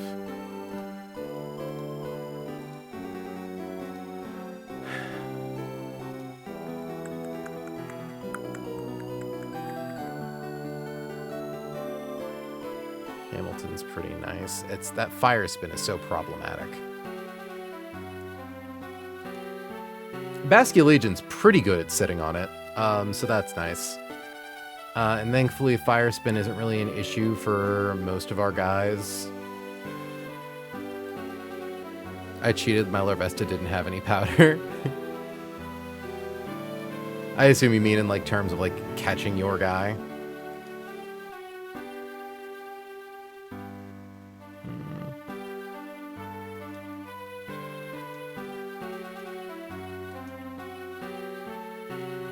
Turtonator is both good and bad here.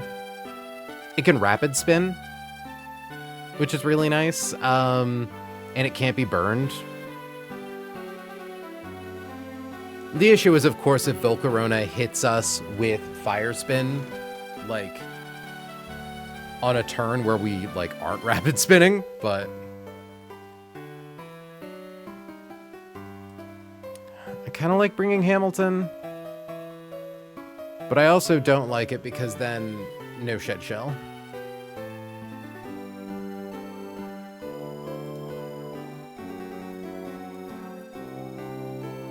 Caracosta, you take a little too much there, buddy.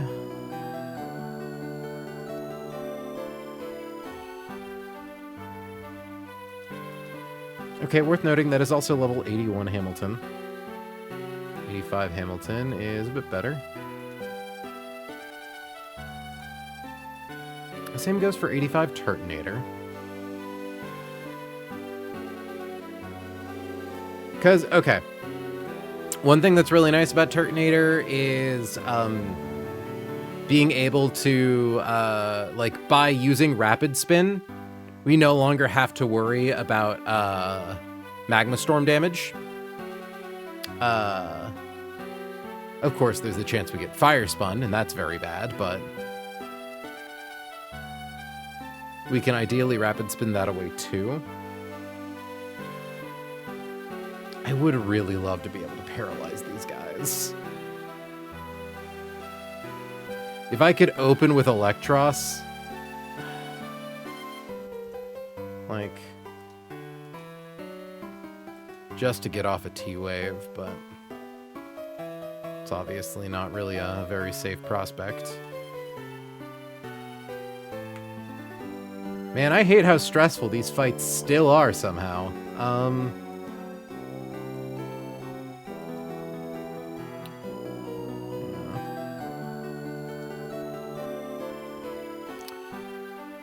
Turtonator takes 33, Arcanine takes 21.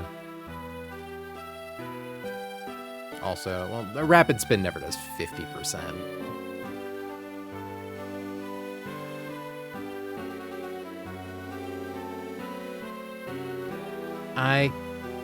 I think I like Turtonator just because of, like, the ability to rapid spin. Also worth noting that Volcarona is faster than us, so if it rapid spins on the fire spins on the turn we come in, we can kind of get funky with it. But yeah, I think we just kind of got to hope the Basculegion can sit on it for a good while. Basculegion, give it a Citrus Berry. We don't want to take any risks. Ooh, Basculegion isn't able to escape Fire Spin, though, is it? Just for being a ghost type. That is problematic, but... I really hate to say that there's a chance we might need to, like, Master Ball Volcarona or run. The nice thing about having Basculegion on the field is that it can always just run. If we decide we don't want it, but... God. Because Volcarona is also the hardest one to catch. It has, like, the lowest catch rate. I think it's 15, while the rest of them are 45 up. Okay. It's Volcarona. Charizard and Houndour are less of an issue. Charizard, custom set. Oh yeah. Basket Legion barely takes anything. Walrein barely takes anything. Arcanine barely takes anything. Oh yeah, no, I don't mind leveling up Arcanine. Yeah, I think we bring Arcanine as our 6th. It sits on Charizard really fucking well, and it's pretty good at sitting on Volcarona. I guess the question is, I think we give Arcanine a Citrus Berry. Yeah. We give Arcanine and Turtonator Citrus Berries. Torterra and Walrein get Shed Shells. Yeah. And we hope for the best.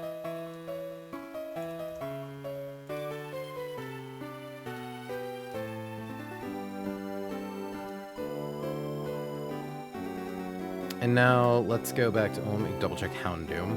I'm sure we're good at bulking Houndoom. Yeah, we're good. We're good. Less good, less good. Pretty good.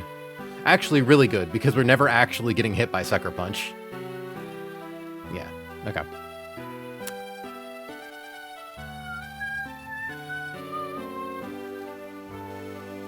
So yeah, just confirming, being a ghost type doesn't let you swap out from Fire Spin.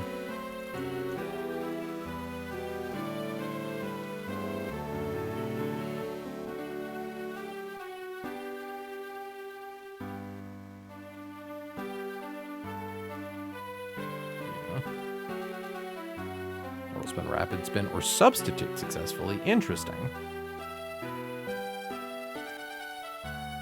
Okay. All right, are we ready for a scary encounter, chat?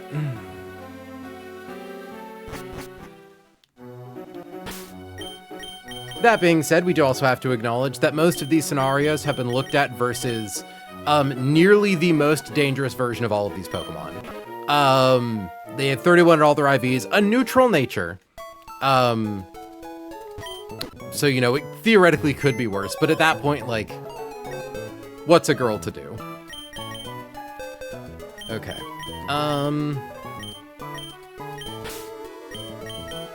Avara. Yeah, no, we still want you.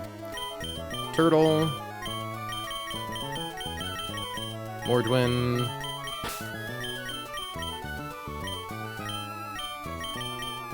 Sybil.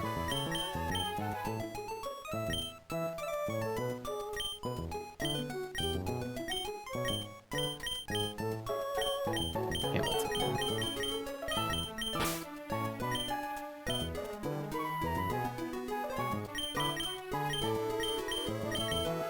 And Diosa.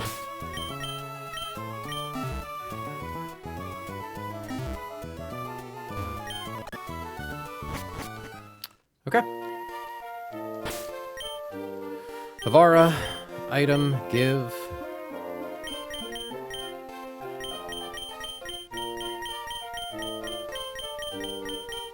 Shed Shell. Turtle, item, give. Shed Shell.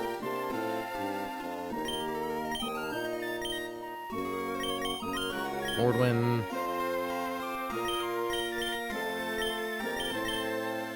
Citrus Berry. Sybil.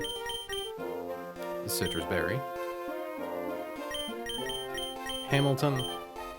Citrus Berry. And Diosa. Citrus Berry.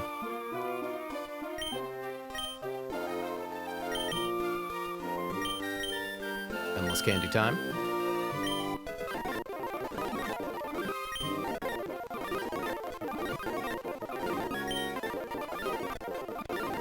I suppose it is worth noting, another Pokemon that would actually probably be really good for this is Swampert, and similarly Seismitoad.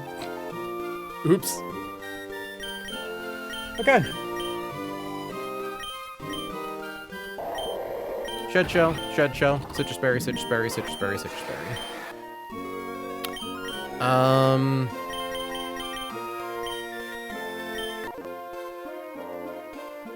Diosa should be able to flee from any encounter that is with a duplicate.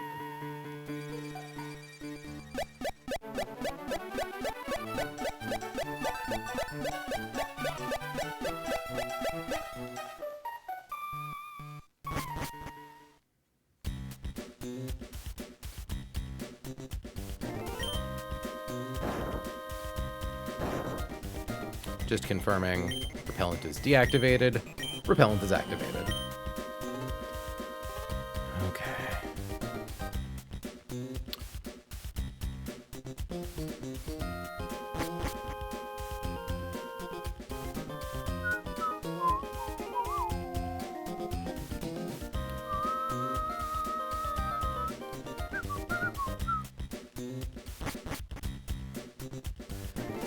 Chat, the Holy Grail is Hydreigon. Volcarona would be really good, but it's a really scary catch. Shelgon and Bagon are really neat.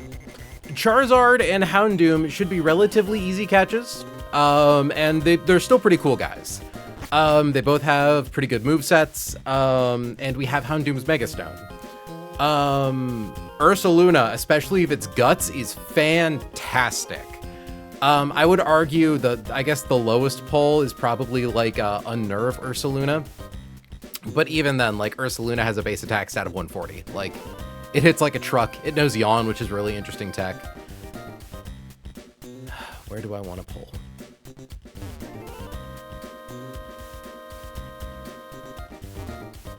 Of course, none of this matters if we fail to catch.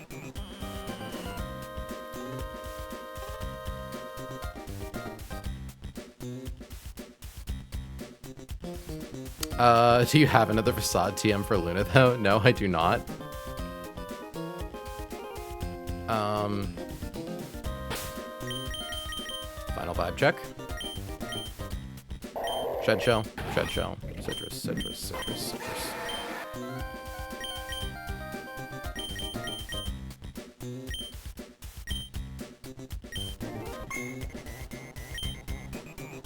Pick the spot next to the lava? No, I think I like where I've settled.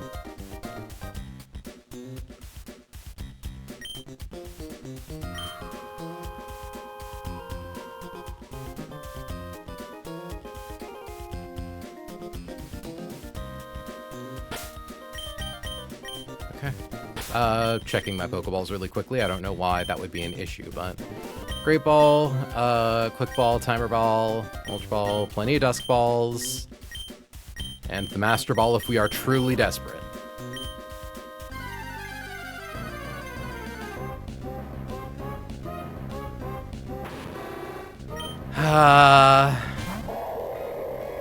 It's fine.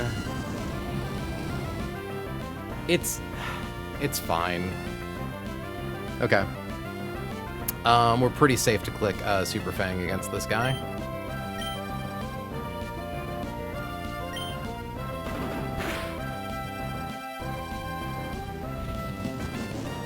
At least it's a safe catch.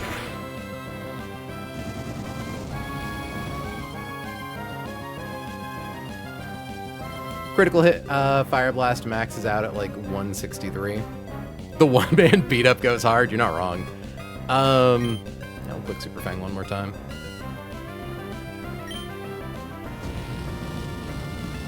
My pulls have been pretty cursed since, Beware. Like, we've gotten good IVs and good natures as the thing. I can't complain too much. Okay. Sybil, how well do you sit on this guy? No, we actually probably want to swap to Basque Legion. Basque Legion doesn't take that much from Fire Blast, and we're never taking damage from Sucker Punch. I want to use up my guys that can freely switch first before settling to someone who has to click Rapid Spin.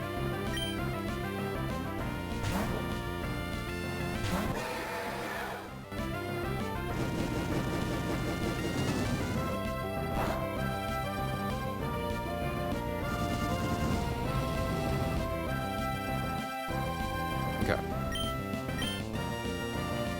Well, we can at least catch it in a cool Dusk Ball. This thing misses Dark Pulse? Yeah. It's got Sucker Punch, which is nice. It's got Flamethrower, and I think Beat Up's really interesting tech. I think there's some potential with this guy. Also, like, we do have the Dark... I don't know if we currently have the Dark Pulse TM.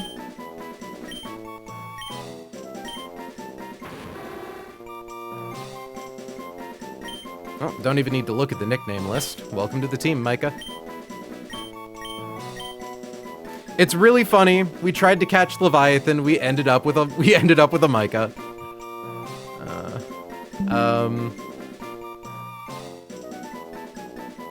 That was a 5%.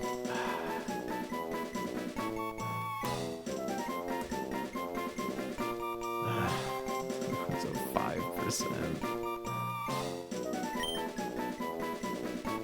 Houndoom was my Magma Hideout encounter. It tried its best. Well, maybe mine's built different. Plus speed, plus attack, plus special attack are all good natures. Obviously, we don't want any of those being reduced. Neutral's fine. It's got some tech.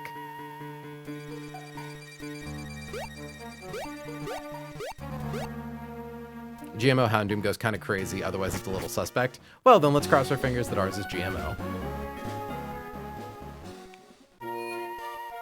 No, but I do, Beat Up always sounded fun on paper versus Focus Band. True.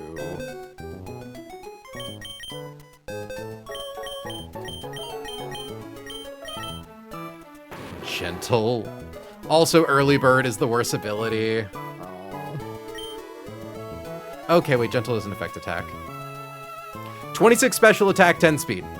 One attack is a little sad. This thing does have Sucker Punch, and I'd like to be able to click it. But 26 special attack ain't too bad. Yeah, fuck it. Welcome to the squad.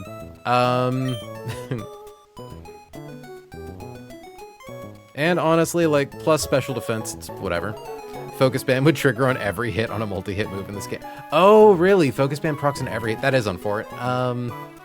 Well, I'm glad I learned that. Yeah, like... Yeah, its two ability options are Early Bird and Unnerve. That's so unfortunate.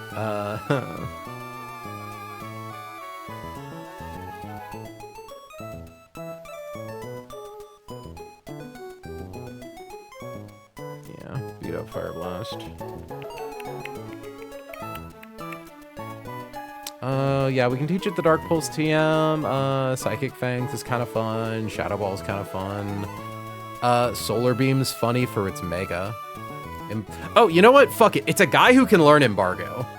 We have not had someone who can effectively use Embargo at all. It's whatever. All right.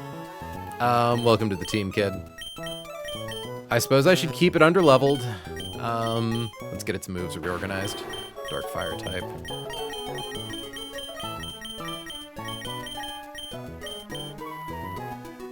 Okay. Oh, I wonder what your hidden power is. Also, I do need to remove, Kingdra.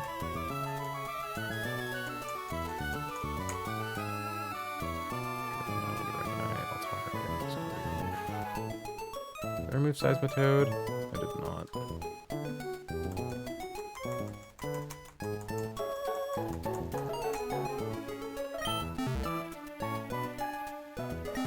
Okay.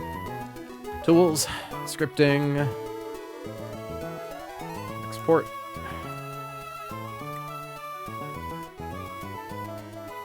I'm just glad we didn't lose anyone in Hell Room, honestly. Like, you know, we went for the risky catch.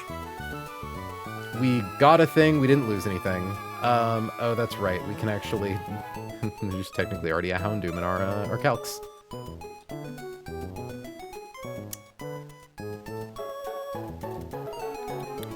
remove Pokemon from the trash. There we go. Import. Solar Power, Houndoom Mega, export, import, Mega Mica. Special attack when Mega is 216. Oh, hold on. Okay, we set you to 81. 252, compare that to Roserade's 232. Yeah, you know what? Fuck it. Mega Houndoom does at least have a high, like, it's 115 speed. And it's a higher special attack than Roserade. Oh, that's right. I forgot to get its hidden power, which could actually be relevant because it does have a flex slot. She says, coping. Fighting's kind of neat. Special fighting coverage for all them cloisters. E, F, G, H, I, J, K. That is not the only encounter we're going to be doing tonight, though, friends. We have one more that we unlocked for clearing Aqua Hideout. We get a 30% chance at Barraskewda. And God, I'd really love to get a Barraskewda.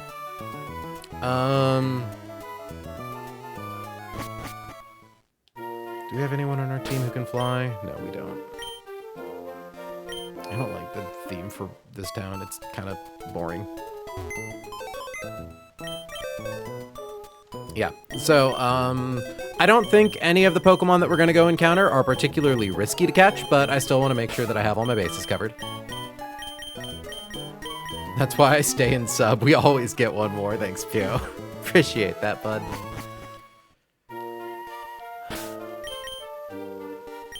Yeah, no. Houndoom was probably the worst pull we could have gotten, though. That was next to maybe, like, Unnerve Ursaluna.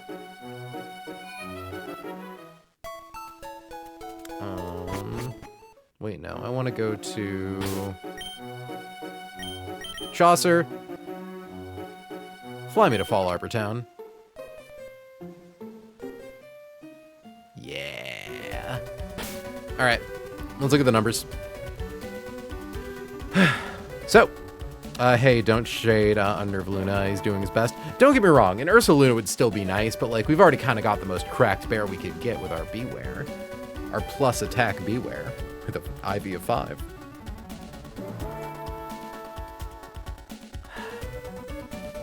I was really hoping for a guy who could use a pivoting move. Okay. We carry on.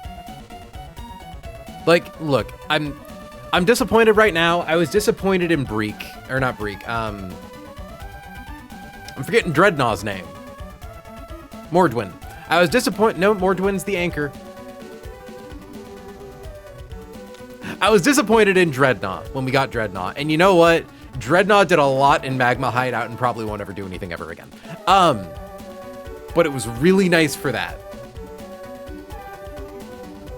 Control F.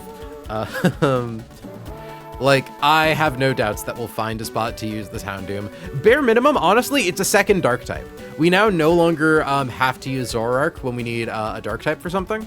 So we can potentially keep Zoroark level low enough to get the good Hisuian Zoroark trade. Houndour, Houndoom, it's probably the last place we could encounter them too. But again, I was literally just complaining about not having any Megas.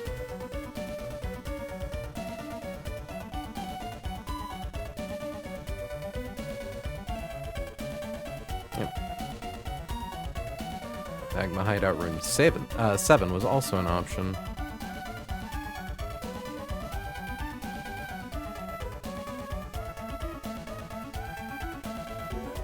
Okay.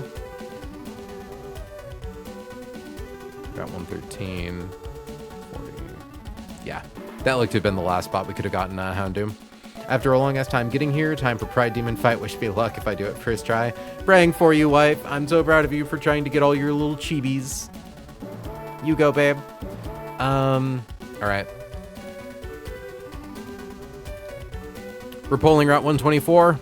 We are surfing. 30% chance for Barraskewda. 30% chance for Bruxish. 10% chance for Overquill. Overquill is a guaranteed catch in a quick ball. We have done the math. Hell, Barraskewda is probably not that hard. So we don't even need to calc for Overquill. We do need to calc for Skewda and Bruxish.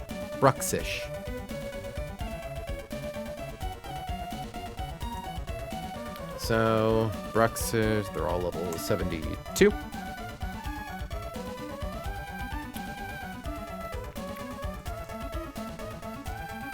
Barraskewda gets laser focus, so that is actually, crits are something we kind of need to worry about. Not really, because actually laser focus turning a move into a crit means that it does a turn and a half of damage instead of 2 turns of damage. Laser focus.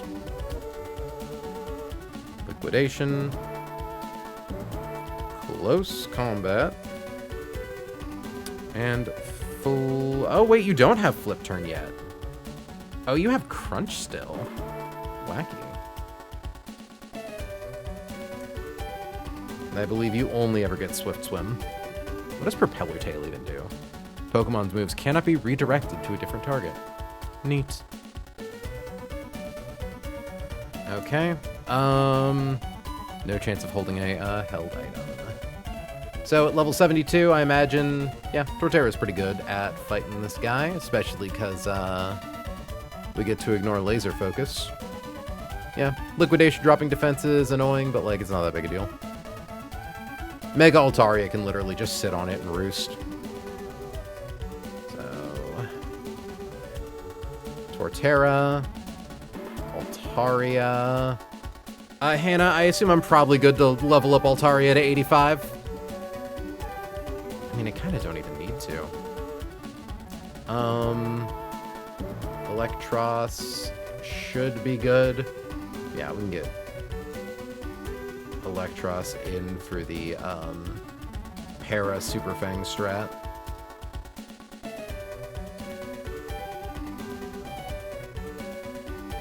I'd leave it if you can. Okay. Same for Electros then. Don't level it up.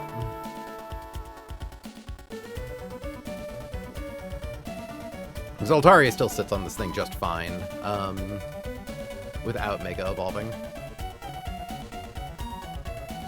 Noivern kind of does the same. Garchomp less so. Between Torterra and Altaria, we should be fine. Tortaria. Where is Walrein?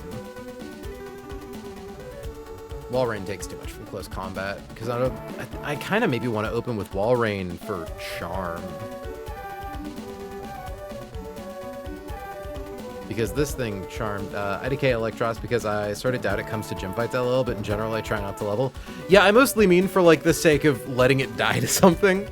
Like, Electros is our catcher, right? Like, he is the guy we bring to fights to catch things. Super Fang and Thunder Wave are just such a powerful 1-2.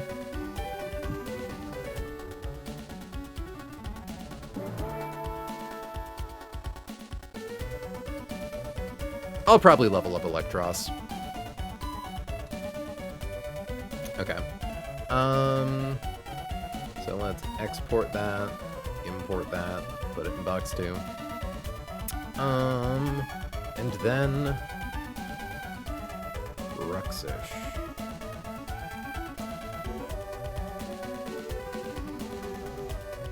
Like set. Level 72.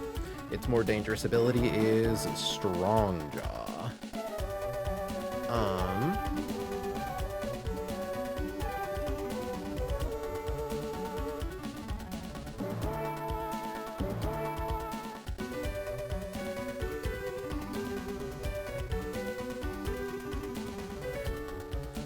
Psychic.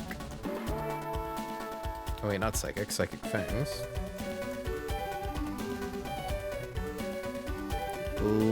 Liquidation.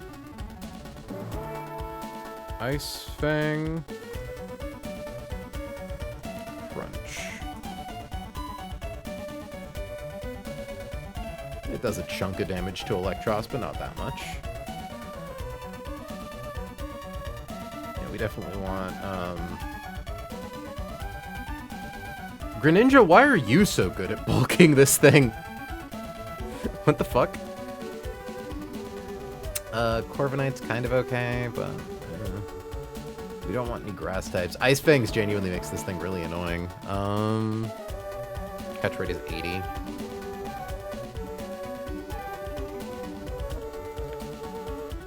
Psychic Fangs makes that too much. Psychic Fangs makes that too much. Yeah, Caracosta, Dreadnought maybe? Nope, Dreadnought is way weaker defensively. Funny. Oh, Walreign's pretty good. I bring a Walreign. I bring a Caracosta. Do I bring a Basculegion? No.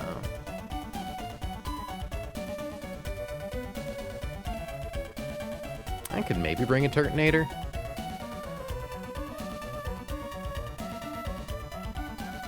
Turtonator bare minimum can like swap in and live a hit probably.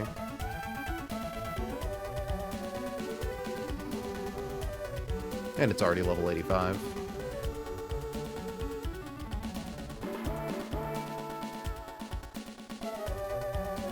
Do we bring Greninja to try to catch fucking Bruxish? Hannah, I assume we're gonna level up Greninja because we want it to be a high level for Tate and Liza. Isn't it like good for Metagross?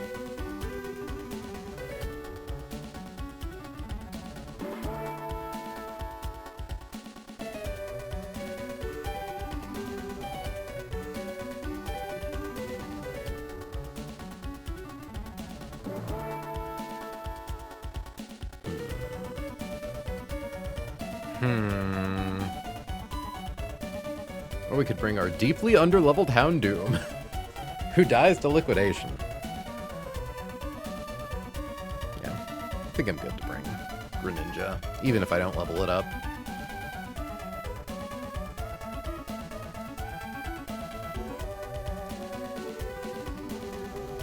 Okay.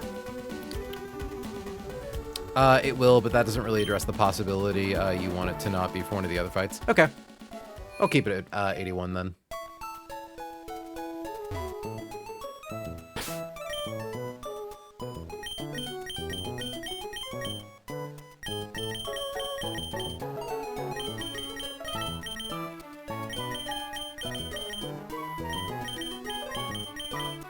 I should also probably look at the set for the potential Basculegion I can encounter. Just to make sure that's a thing I can get away from. Poltergeist, Liquidation, Superpower, Final Gambit. Good. Good. Yeah, okay. So what I can do is bring... Oh, okay. Diosa, you take a lot from Crunch, don't you? Yeah, and so does Mordwin. Okay, maybe we bring... We'll bring Diosa instead of Turtonator, because Basculegion, I assume, is immune to Final Gambit. And as long as it's not holding an item, it takes 0 damage from Poltergeist. So it can swap and run away if we need to against a Basculegion. Here, export, import.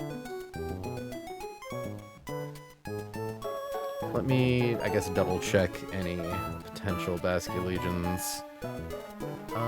Blank set, 72. Poltergeist. Liquidation. Superpower. Final Gambit.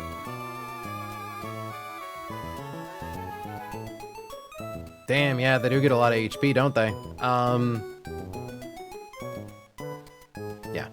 Basculegion doesn't take anything from any of this guy's moves. Yeah, I can get rid of Turtonator, bring you just in case. And then, I'm curious, if you're holding a Citrus Berry... Yeah, shouldn't kill you. We still don't give you an item, but... Okay. Whew.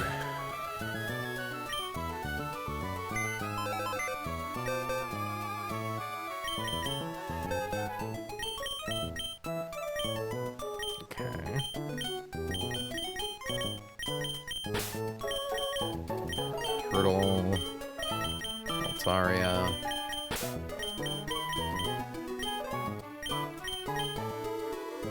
Walrein.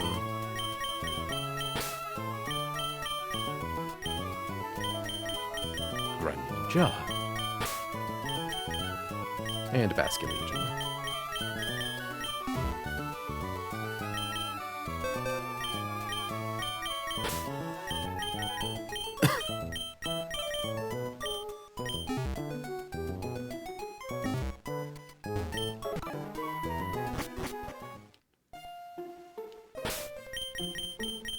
Yeah, no, thankfully also, like, the highest possible HP Basculegion cannot have more HP than mine if we can somehow be hit by Final Gambit. And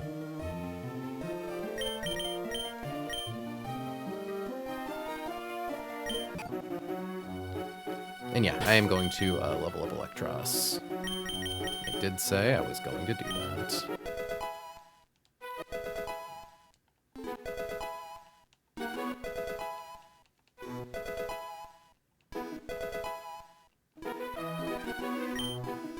I should also probably really quickly, don't want to forget about that.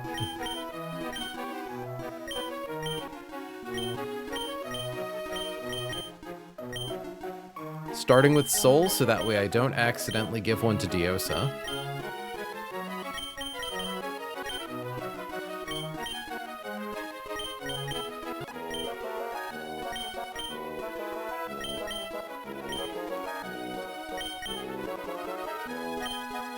Oh wait, no, we don't want to give Sterling a Citrus Berry. We want to give Sterling Altarianite. Way to go, babe. Very proud of you.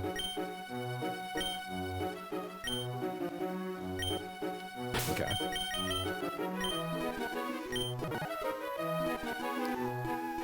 Alright, Basculegion would be really cool. Overquill would also be really cool. Let me confirm I have Quick Balls. I definitely do, but... yeah. Overquill, sadly, is kind of missing a lot of its good moveset, but it's another guy who booms. And honestly, we're kind of running low on those at the moment.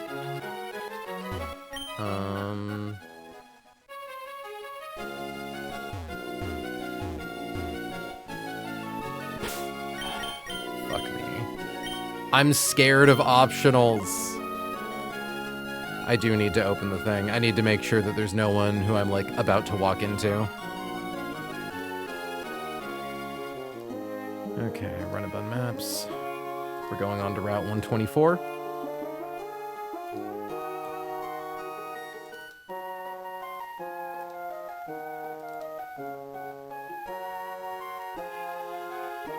Route 124.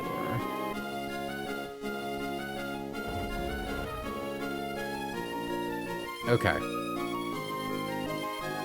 The first trainers aren't, like, there are no optionals before the first trainers.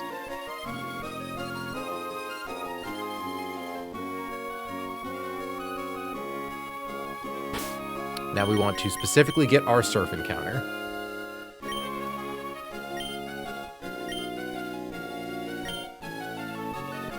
We're hoping for a Basculegion, or not a Basculegion, a Barraskewda.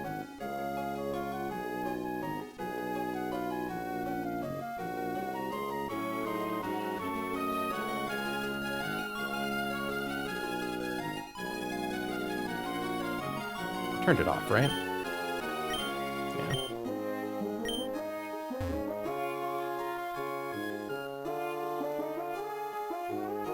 I like this spot. That's a dupe. So, we are going to swap to Diosa.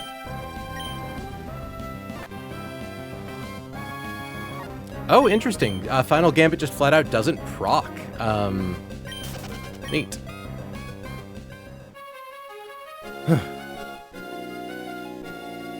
If you don't take any damage from it. So it's not like Explosion, where the explosion always happens, regardless of whether or not you take damage from it.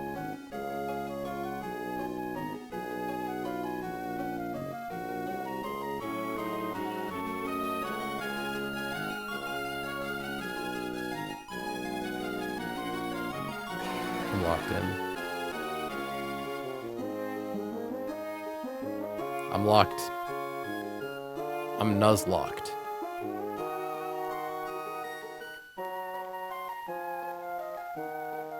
You know what? Maybe it's here.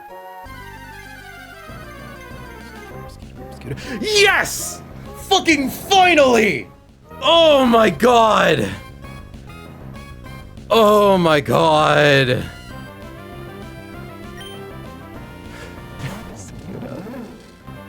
Oh, okay. Even if this was a garbage fish, it's fast as fucking knows flip turn. Barraskewda. So we want to go to our custom set. Against level 85 Electros, Liquidation, never kills, it does 61 on a crit. We are going to fight. Thunder Wave. Liquidation. So that did... We definitely don't stay in with Jane. 256 minus 171. 85. Okay, so that was...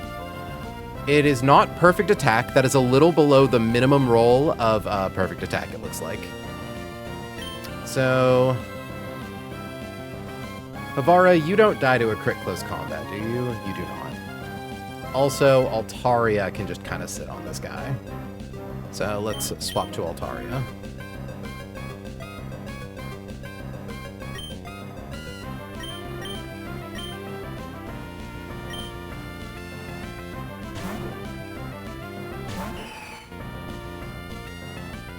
Cool.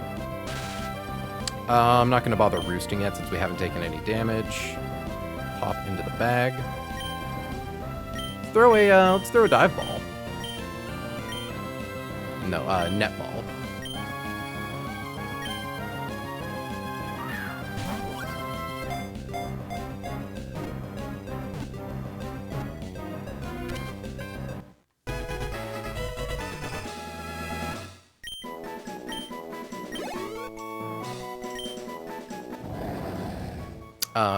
Okay, welcome to the team. First try, yeah. Now the question is, who gets her honor? So chat, for context, there was a route later that had a guaranteed Barraskewda, but it was after Tate and Liza. Now that we got this one here, we get to save that route for catching roamers later. Really, really nice to get this before Tate and Liza. I assume, yep, no Barraskewda. And the submissions. Maya, Breek, Sterling, Funny, Elatea, Clea, Terramin. Yeah, wow, we have used up all of our water type nicknames. Let's look at our scary guys. Immediately Mulder, seems like a really cool name.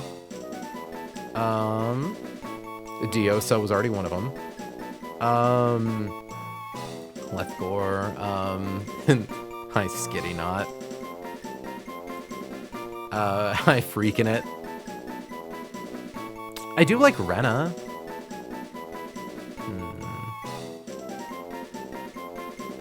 Sam Hain kind of goes hard. We already have a Kaelin. I don't think we've had a Vafane for this run yet. Varrock. Ooh, for an Alolan Sandslash. Yeah, you know what?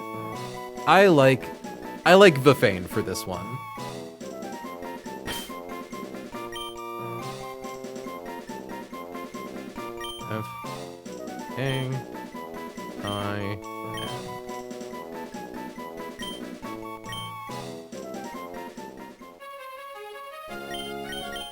Kellen's activated. Alright, chat, plus speed or plus attack nature. Those are the only things that matter. Neutral's fine. We just want to not have a minus in either of those. I don't know. It did a little, so that liquidation against Electros did a little less than the minimum roll of a max attack liquidation. So I'm hoping that it just has like a middling attack IV, or maybe a low IV with a boosting nature. I thankfully don't think it's minus attack. Lax. That's really funny. 23 speed's nice. Not minus attack is fine. Honestly, fuck it. That's a 1 scale hero. That is a 1 scale hero. 23 speed is genuinely the most important part.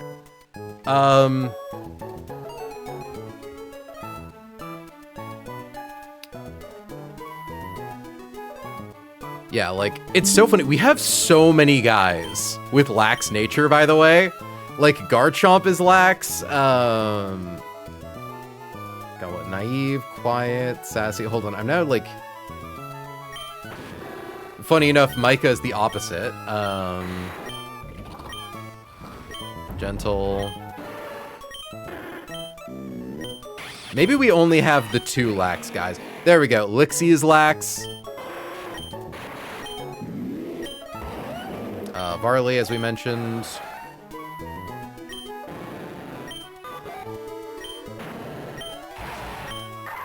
Okay, maybe it was like just that, actually.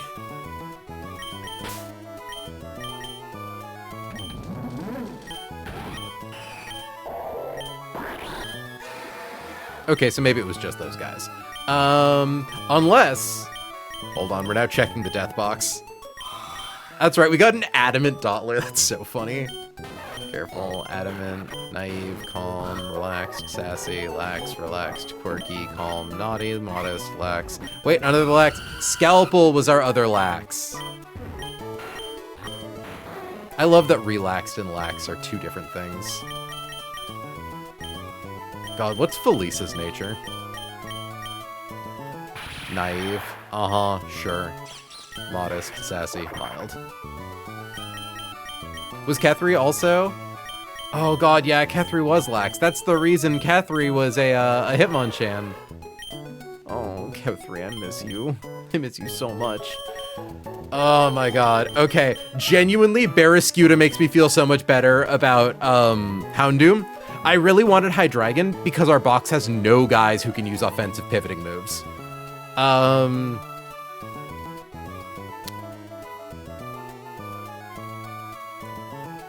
Took a chance on 124.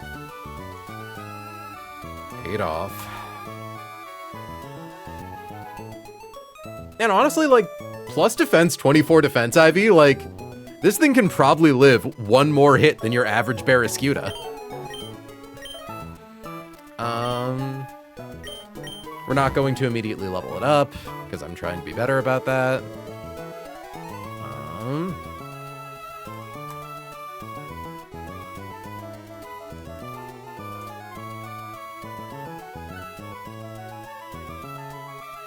Don't worry, you'll pull Sootopolis B when you get there. Honestly, I'm pretty fine with any of the guys you get from Sootopolis. Obviously, I want B, but, like, Durant's kind of fun, and Grovyle is pretty nice.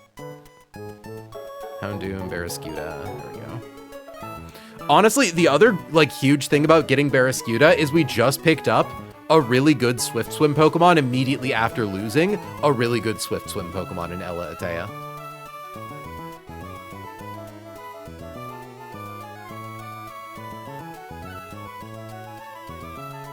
I'm just so glad to pick this thing up now. Yeah, Crunch, Liquidation, Laser Focus. Like, God, is it... Hold on, 136. What's the speed of Electrode? It's like 150? Yeah, 276.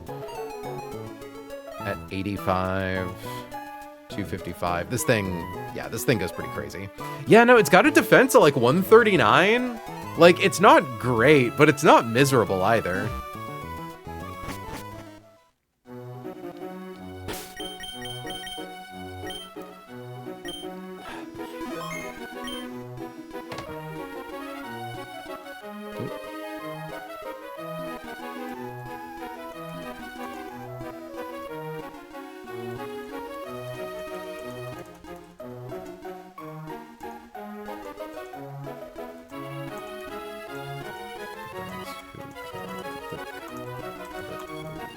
We're just gonna fucking go along.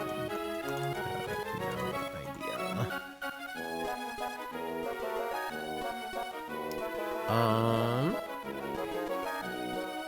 Sorry, 1 second.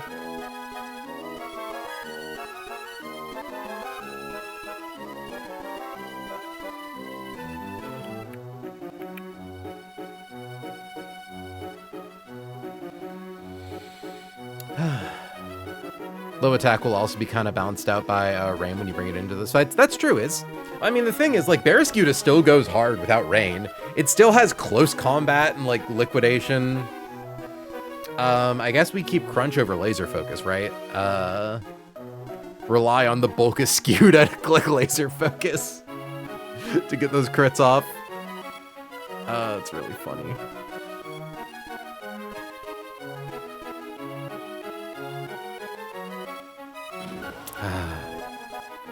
Like, it's sad that there's no Leviathan, but we're really fucking happy with this guy. So let me go to the encounter checklist.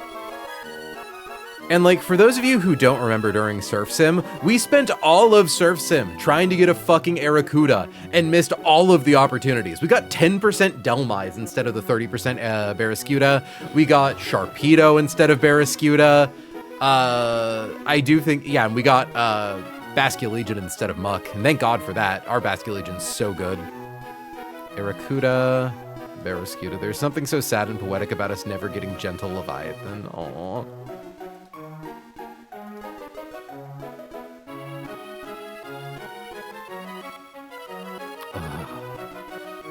So satisfying. Okay. We still have 20 minutes left, and I don't want to bitch out a stream early. But, like...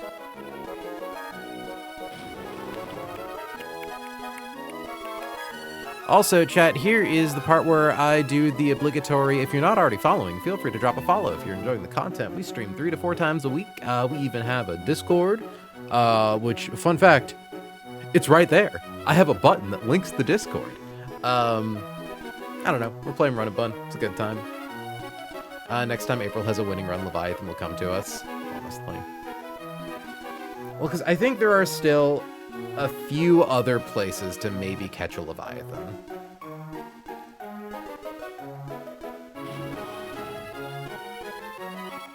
And again, I don't think Mike is going to be a do-nothing.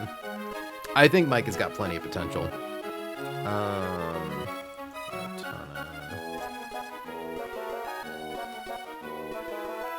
So next up are swimmers Grace and Delkin. Here, let's I'm gonna save the game again, even though I did that 1,000 times.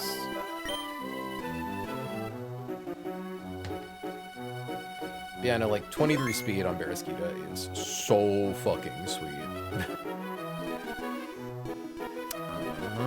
Let's mute that. Unmute this.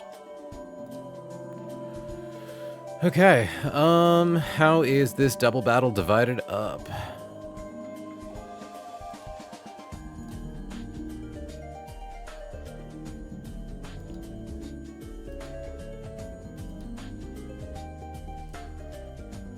Hydreigon can show up in Skypillar. No, oh, that's true. Yeah, we do actually have a lot of really good dupes for Skypillar. We could potentially even go get Archeops or Aerodactyl to increase those odds further. There's an encounter after Tate and Liza where we can get Togekiss potentially.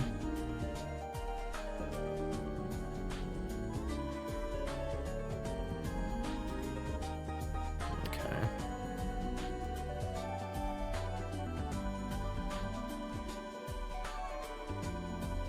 Oh, hey, Clifford and Macy doubles. Funny.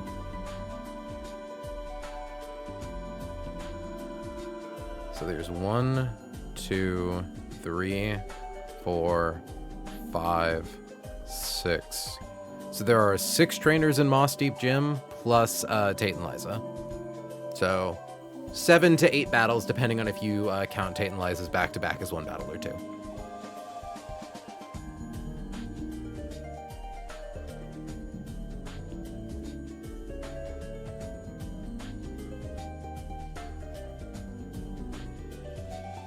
Okay.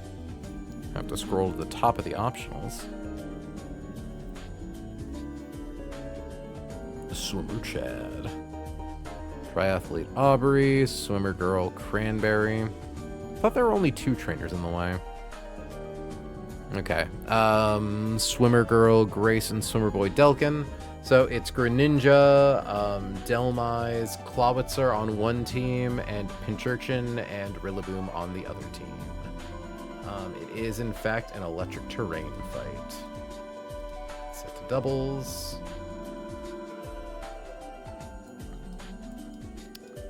Okay. So, first things first, Protean Greninja, that's a fun time. Rising Voltage Self-Destruct Muddy Water Thunder Wave. Is Rising Voltage a spread move?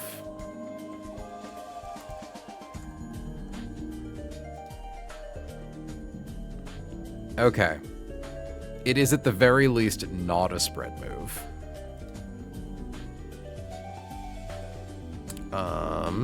Jesus Christ, that does a lot of damage to Barraskewda. It's double damage while it's on the ground. So, who beats this guy's ass? Garchomp, unsurprisingly. Imagine Excadrill without too much effort.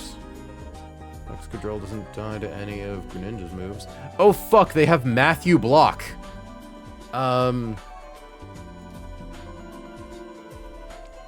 Okay.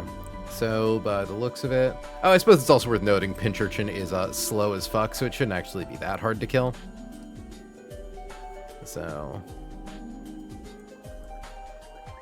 yeah, Muddy Water, Thunder Wave, Rising Voltage, none of this is priority. Soft Sand. Export. Import. And then in comes Rillaboom, who then sets up grassy terrain. That's actually really interesting. It's a fight that changes which terrain you're on mid-fight. Oh,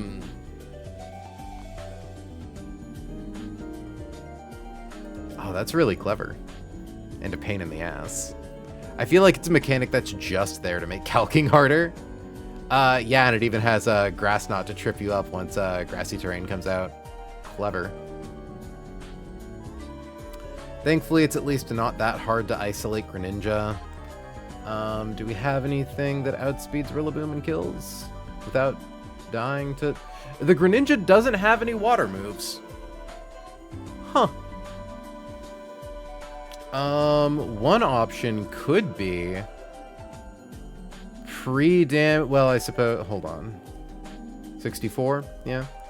So what we could do is give Excadrill... We could either level it up, so that way it one-hit KOs Pincurchin without needing a boosting item. And then give it Sticky Barb. And then we just put it outside, like barely outside of kill range for Greninja. And then after Sticky Barb damage, it puts us like into range of Ice Beam or Grass Knot. Because, yeah, that's... Sticky Barb's an 8th, so I'm pretty sure that is, like, really safe to go above.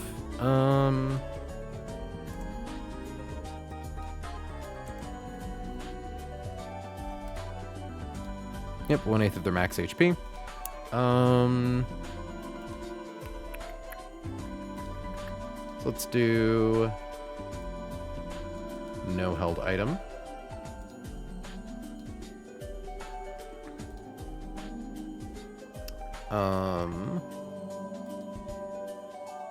Okay, Electrode baiting, Ice Beam guaranteed is nice. Damn, also worth noting, Electrode could actually probably just kill Greninja. It can't because of Mat Block, which is frustrating, but it's kind of funny. Because I'm just trying to think, like, turn 1, kill Pincurchin, bait 2 hits into Excadrill, swap to something that blocks both of them, while ideally the thing that's swapped to eat this Ice Beam can then kill Rillaboom. Arcanine is really good at eating Ice Beam. At level 85. We are barely slower than it, though. And we die to high horsepower. If we swap to something that has Fake Out... We're taking either a grassy glide or a high horsepower. Hold on, wait. What level do we gotta be here? 82, 83, okay.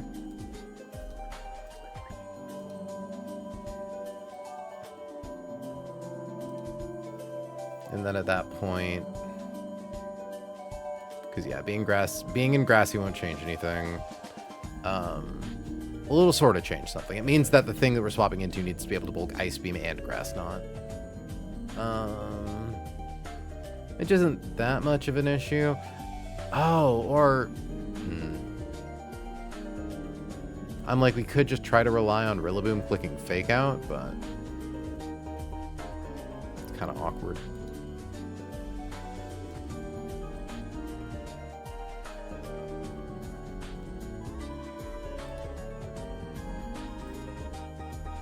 Barrascuda, how much damage you do to this guy? Not that much. What's the AI for Map Block? Okay, actually worth noting, Map Block can only be used the first turn something's on the field, so... pretty sure. Oh, and you know what? It's not a priority move, actually, so we could probably just kill Greninja with Hisuian Electrode. Yeah, wait. Wait, we could literally just 1-2 Pincurchin and Greninja. Because with the boost from Electric Terrain, it makes our own Thunderbolt stronger. All we need is Magnet.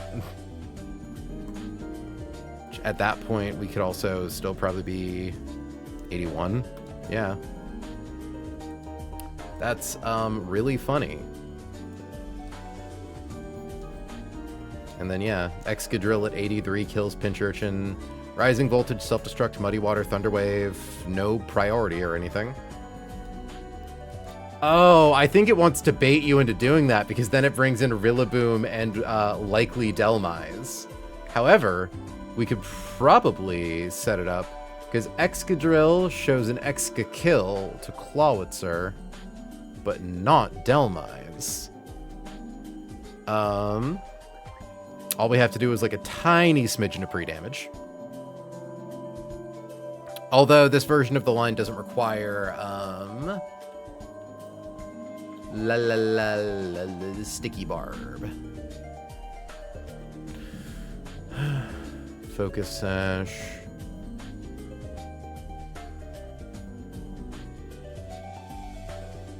Because yeah, if we set it up like that. And then Rillaboom hits the field, because... okay. Oop. Excadrill, how much HP to be outside of Power Whipping range? Ah. Oh, wait. Grassy terrain. It would be in grassy terrain. No, it wouldn't. Because the grassy terrain wouldn't happen until after they switch in. So this is side 1.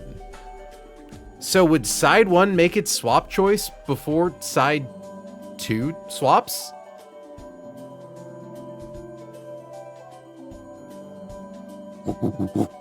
How the fuck?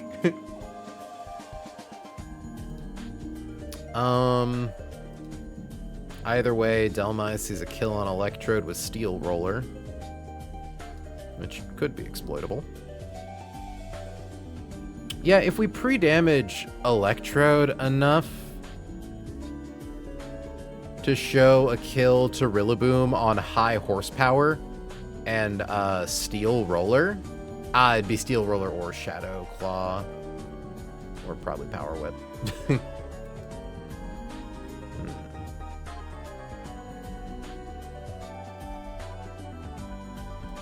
It's too inconsistent. Well, I mean, okay, high horsepower, yeah. We would need to be down. Ooh, and if we're low enough to bait high horsepower, we might also just bait Darkest Lariat, which is problematic. And if grassy terrain is on the field, yeah.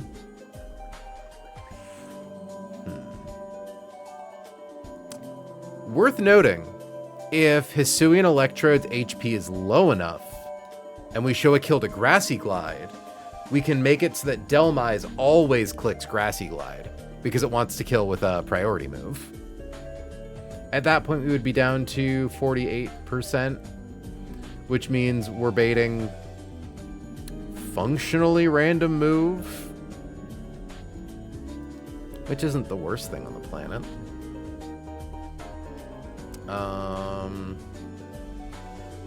Because Noivern can kind of swap into all of these, okay. And that blanks fake out turn.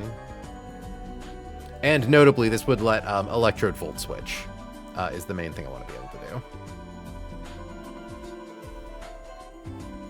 And Grassy Terrain gets set up after the KO, so we don't get healing. Just need to make sure about that. Yeah, no Preludes here. Or we could try to... Yeah, it's too easy to show a kill to Excadrill.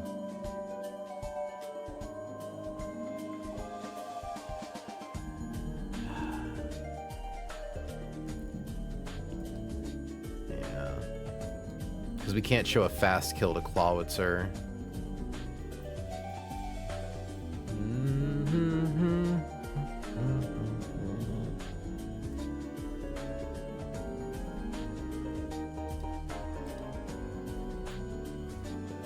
Is Steel Roller a spread move? Didn't think so. None of these are either. Muddy Water is. None of Pinchurchin's moves should matter. Nor Greninja. Cool.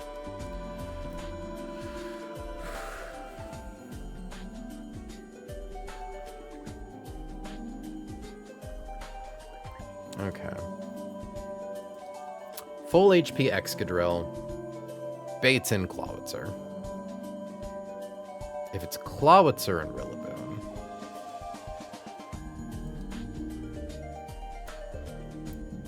We still kind of bait random move. We can make it a guaranteed Water Pulse. That's the best we can do.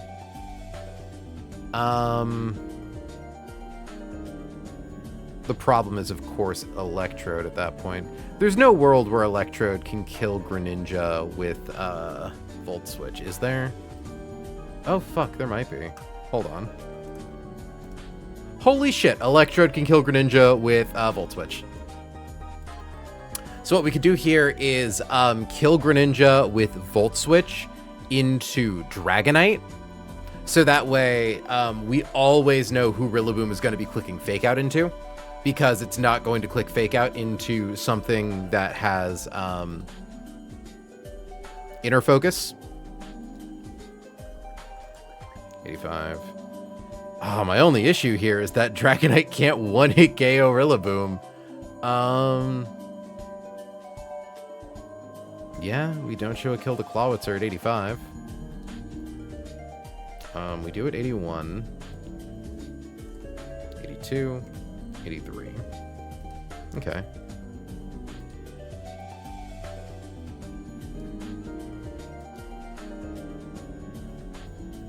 But yeah, no, because if it's slot 2, it means if Excadrill's in slot 1, we can either pre-damage to bait in Delmise, or we can leave ourselves at full HP to bait in Clawitzer. And then all we need to do is like a single point of pre. Some might even call it post, to show Clawitzer a kill with Water Pulse. So at that point, we knew it's Water Pulse and Fake Out going into Excadrill because we are outside of high horsepower kill range. So I believe it would always be Fake Out. So Fake Out plus Water Pulse. Dragonite hits the field. It can dual Wing Beat Rillaboom, and then on the following turn, E-Speed it. I think it's still Grassy Glides, unless the thing, it's weird. Does it Grassy Glide at that point? I think it probably does, doesn't it? Into like a random slot.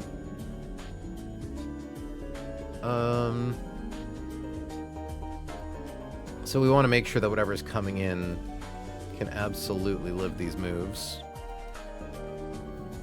Roserade's good at Water Pulse.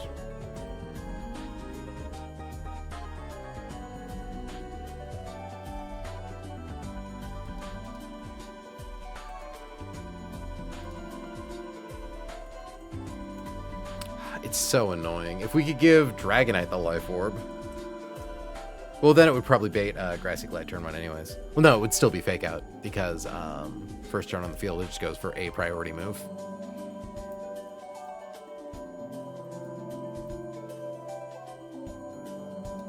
Can Bulkascuta take a Fake Out into Water Pulse? Not really. Okay. Basculegion blanks Fake Out and then baits Grassy Glide into it?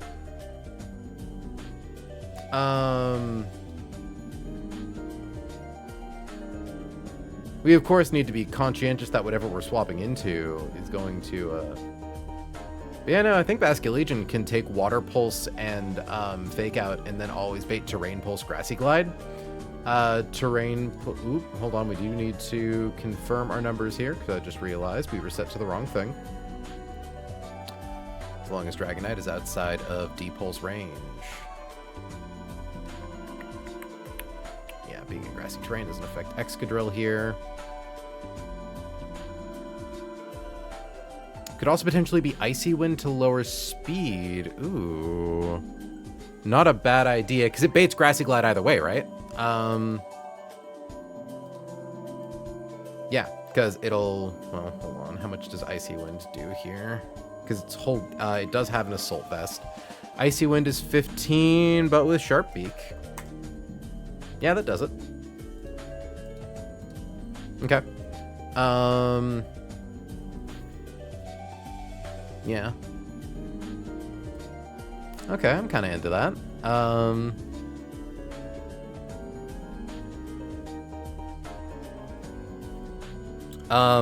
And the... Oh, wait, no.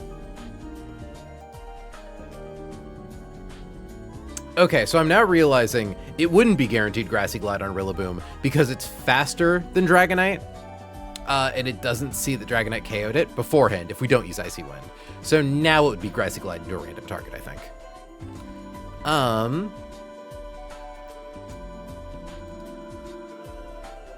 Although I suppose what we could do is just make sure that whatever's coming in can tag team Clawitzer down with Dragonite, right? Well, okay, we actually probably don't want it to be Basculegion. Well, okay. Basculegion's taking Fake Out and Water Pulse.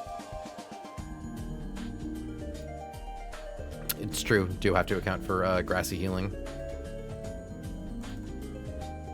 That should do it. Yeah, that's 107. 281 divided by 16 is 17. 281 minus 71 plus...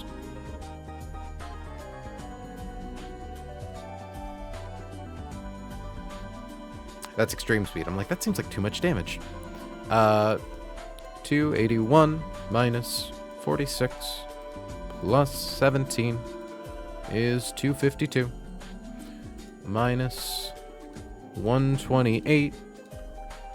Yeah, it's like barely at its 4 damage over max. Okay.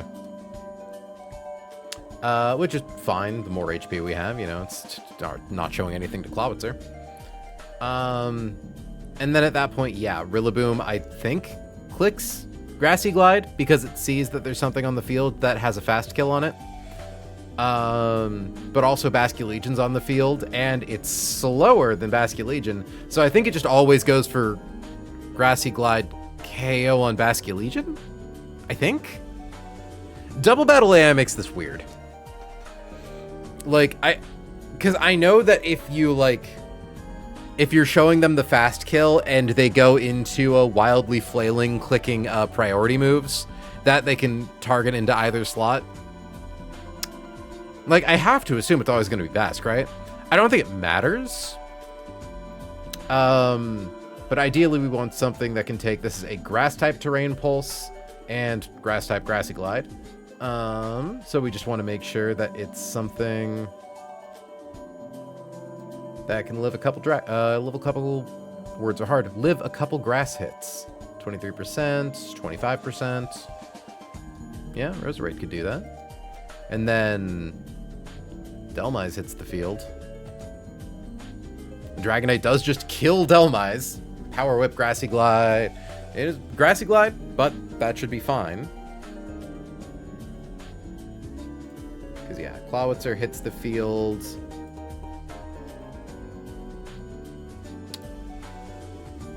I think Icy Wind actually doesn't... It should be fine. Because once Rillaboom goes down, we have 2 guys faster than Rillaboom. Because I'm like, actually, breaking Focus Sash doesn't matter here. Because if we min roll, it heals back up to full.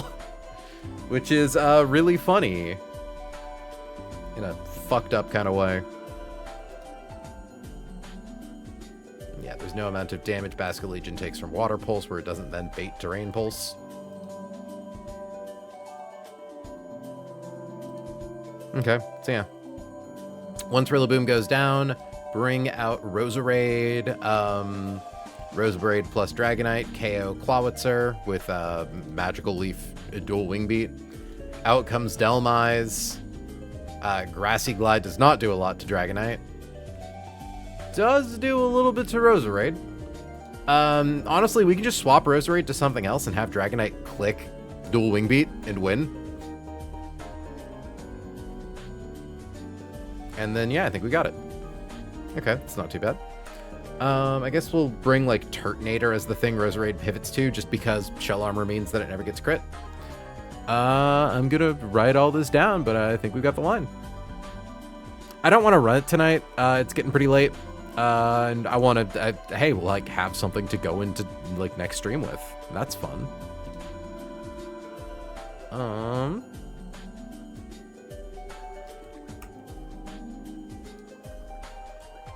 Being able to fast kill Greninja with fucking Volt Switch is crazy.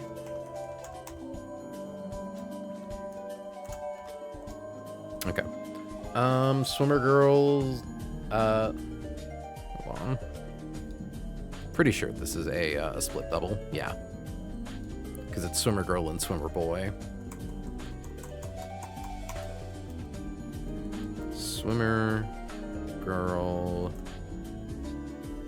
Grace and Swimmer Boy Delkin.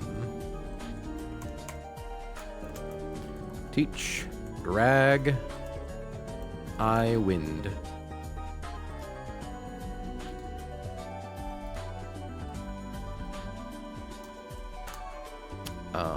Excadrill needs to be level. I don't think we actually need to level up Excadrill, do we? No, I think... Hold on. Because 81 was Soft Sand Desert, right?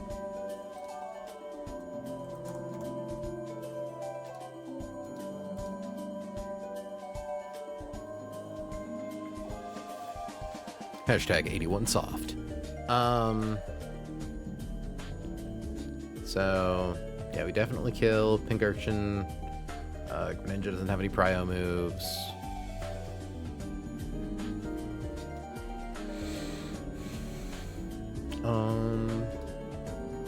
Yeah, we don't show a kill to Clawitzer. And we don't need to pre-dam. Ooh. We do need to be at least a slightly higher level so we aren't baiting Terrain Pulse. Okay.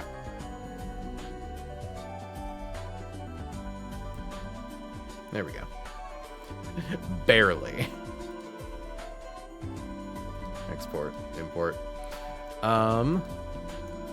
Level up Exca to 82. Level up drag. Sorry, level up elec, drag. It's just those two. to 85.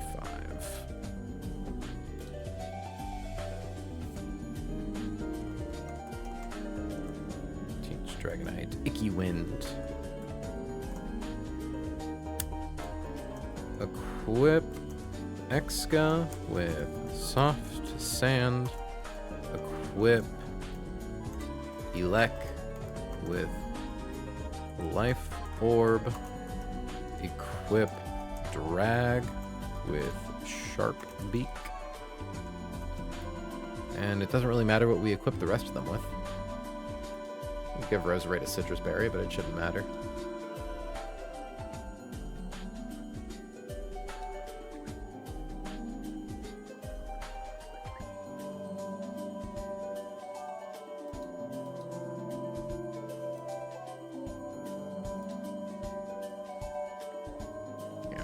And I think even in the world where I'm wrong and Rillaboom can just Grassy Glide into anything, even though it sees a kill on Basculegion, even if it glides into Dragonite, we're not at risk of getting glided into by Delmise.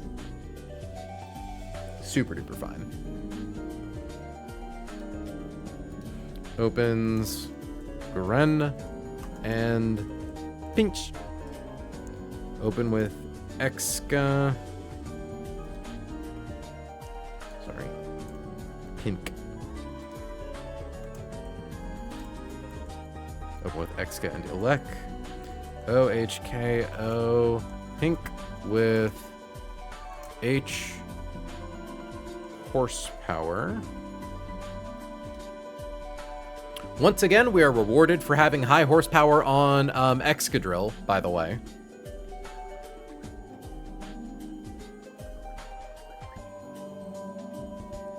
The come up for eternity. Yeah, OHKO Pinch with high horsepower. OHKO Gren with V switch to drag. Swap to Claw and Rill.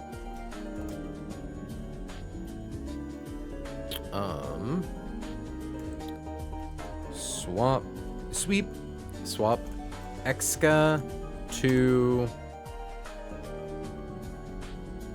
Bask. Use Wind. Swap Bask to Rose. KO Rill with D Wingbeat. Swap to Claw.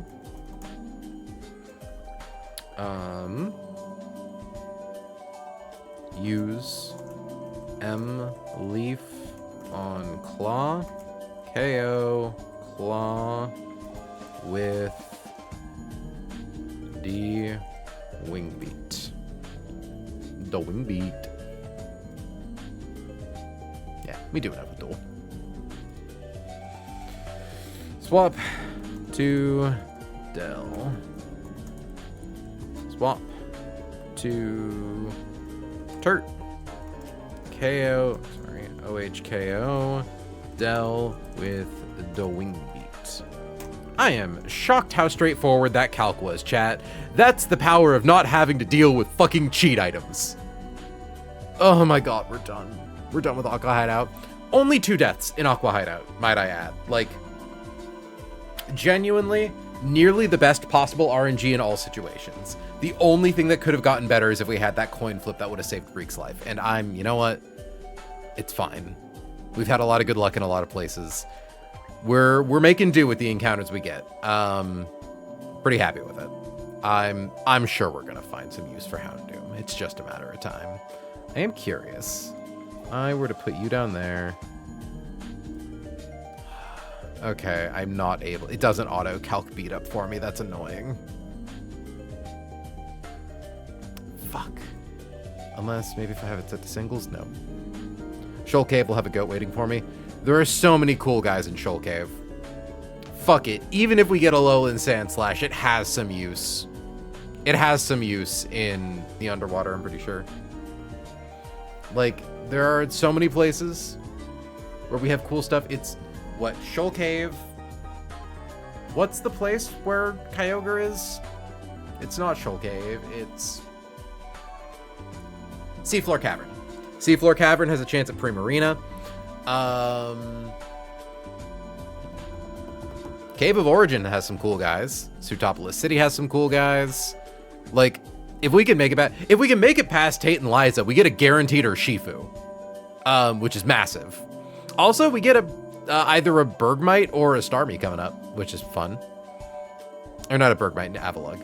Seafloor Cavern, Cave of Origin. It's funny you say that, Izzy. All right, let's see if we can't find someone to raid into.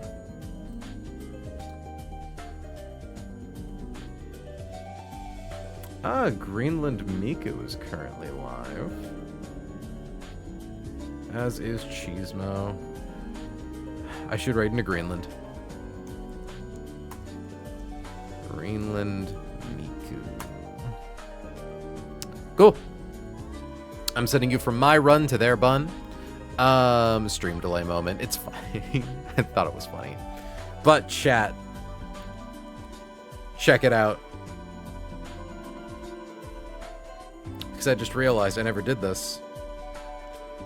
We are no longer, hold on, in Magma Hideout, or Aqua Hideout. Welcome back, Normal Light. Next stream we try to get to Sootopolis. Should be fun.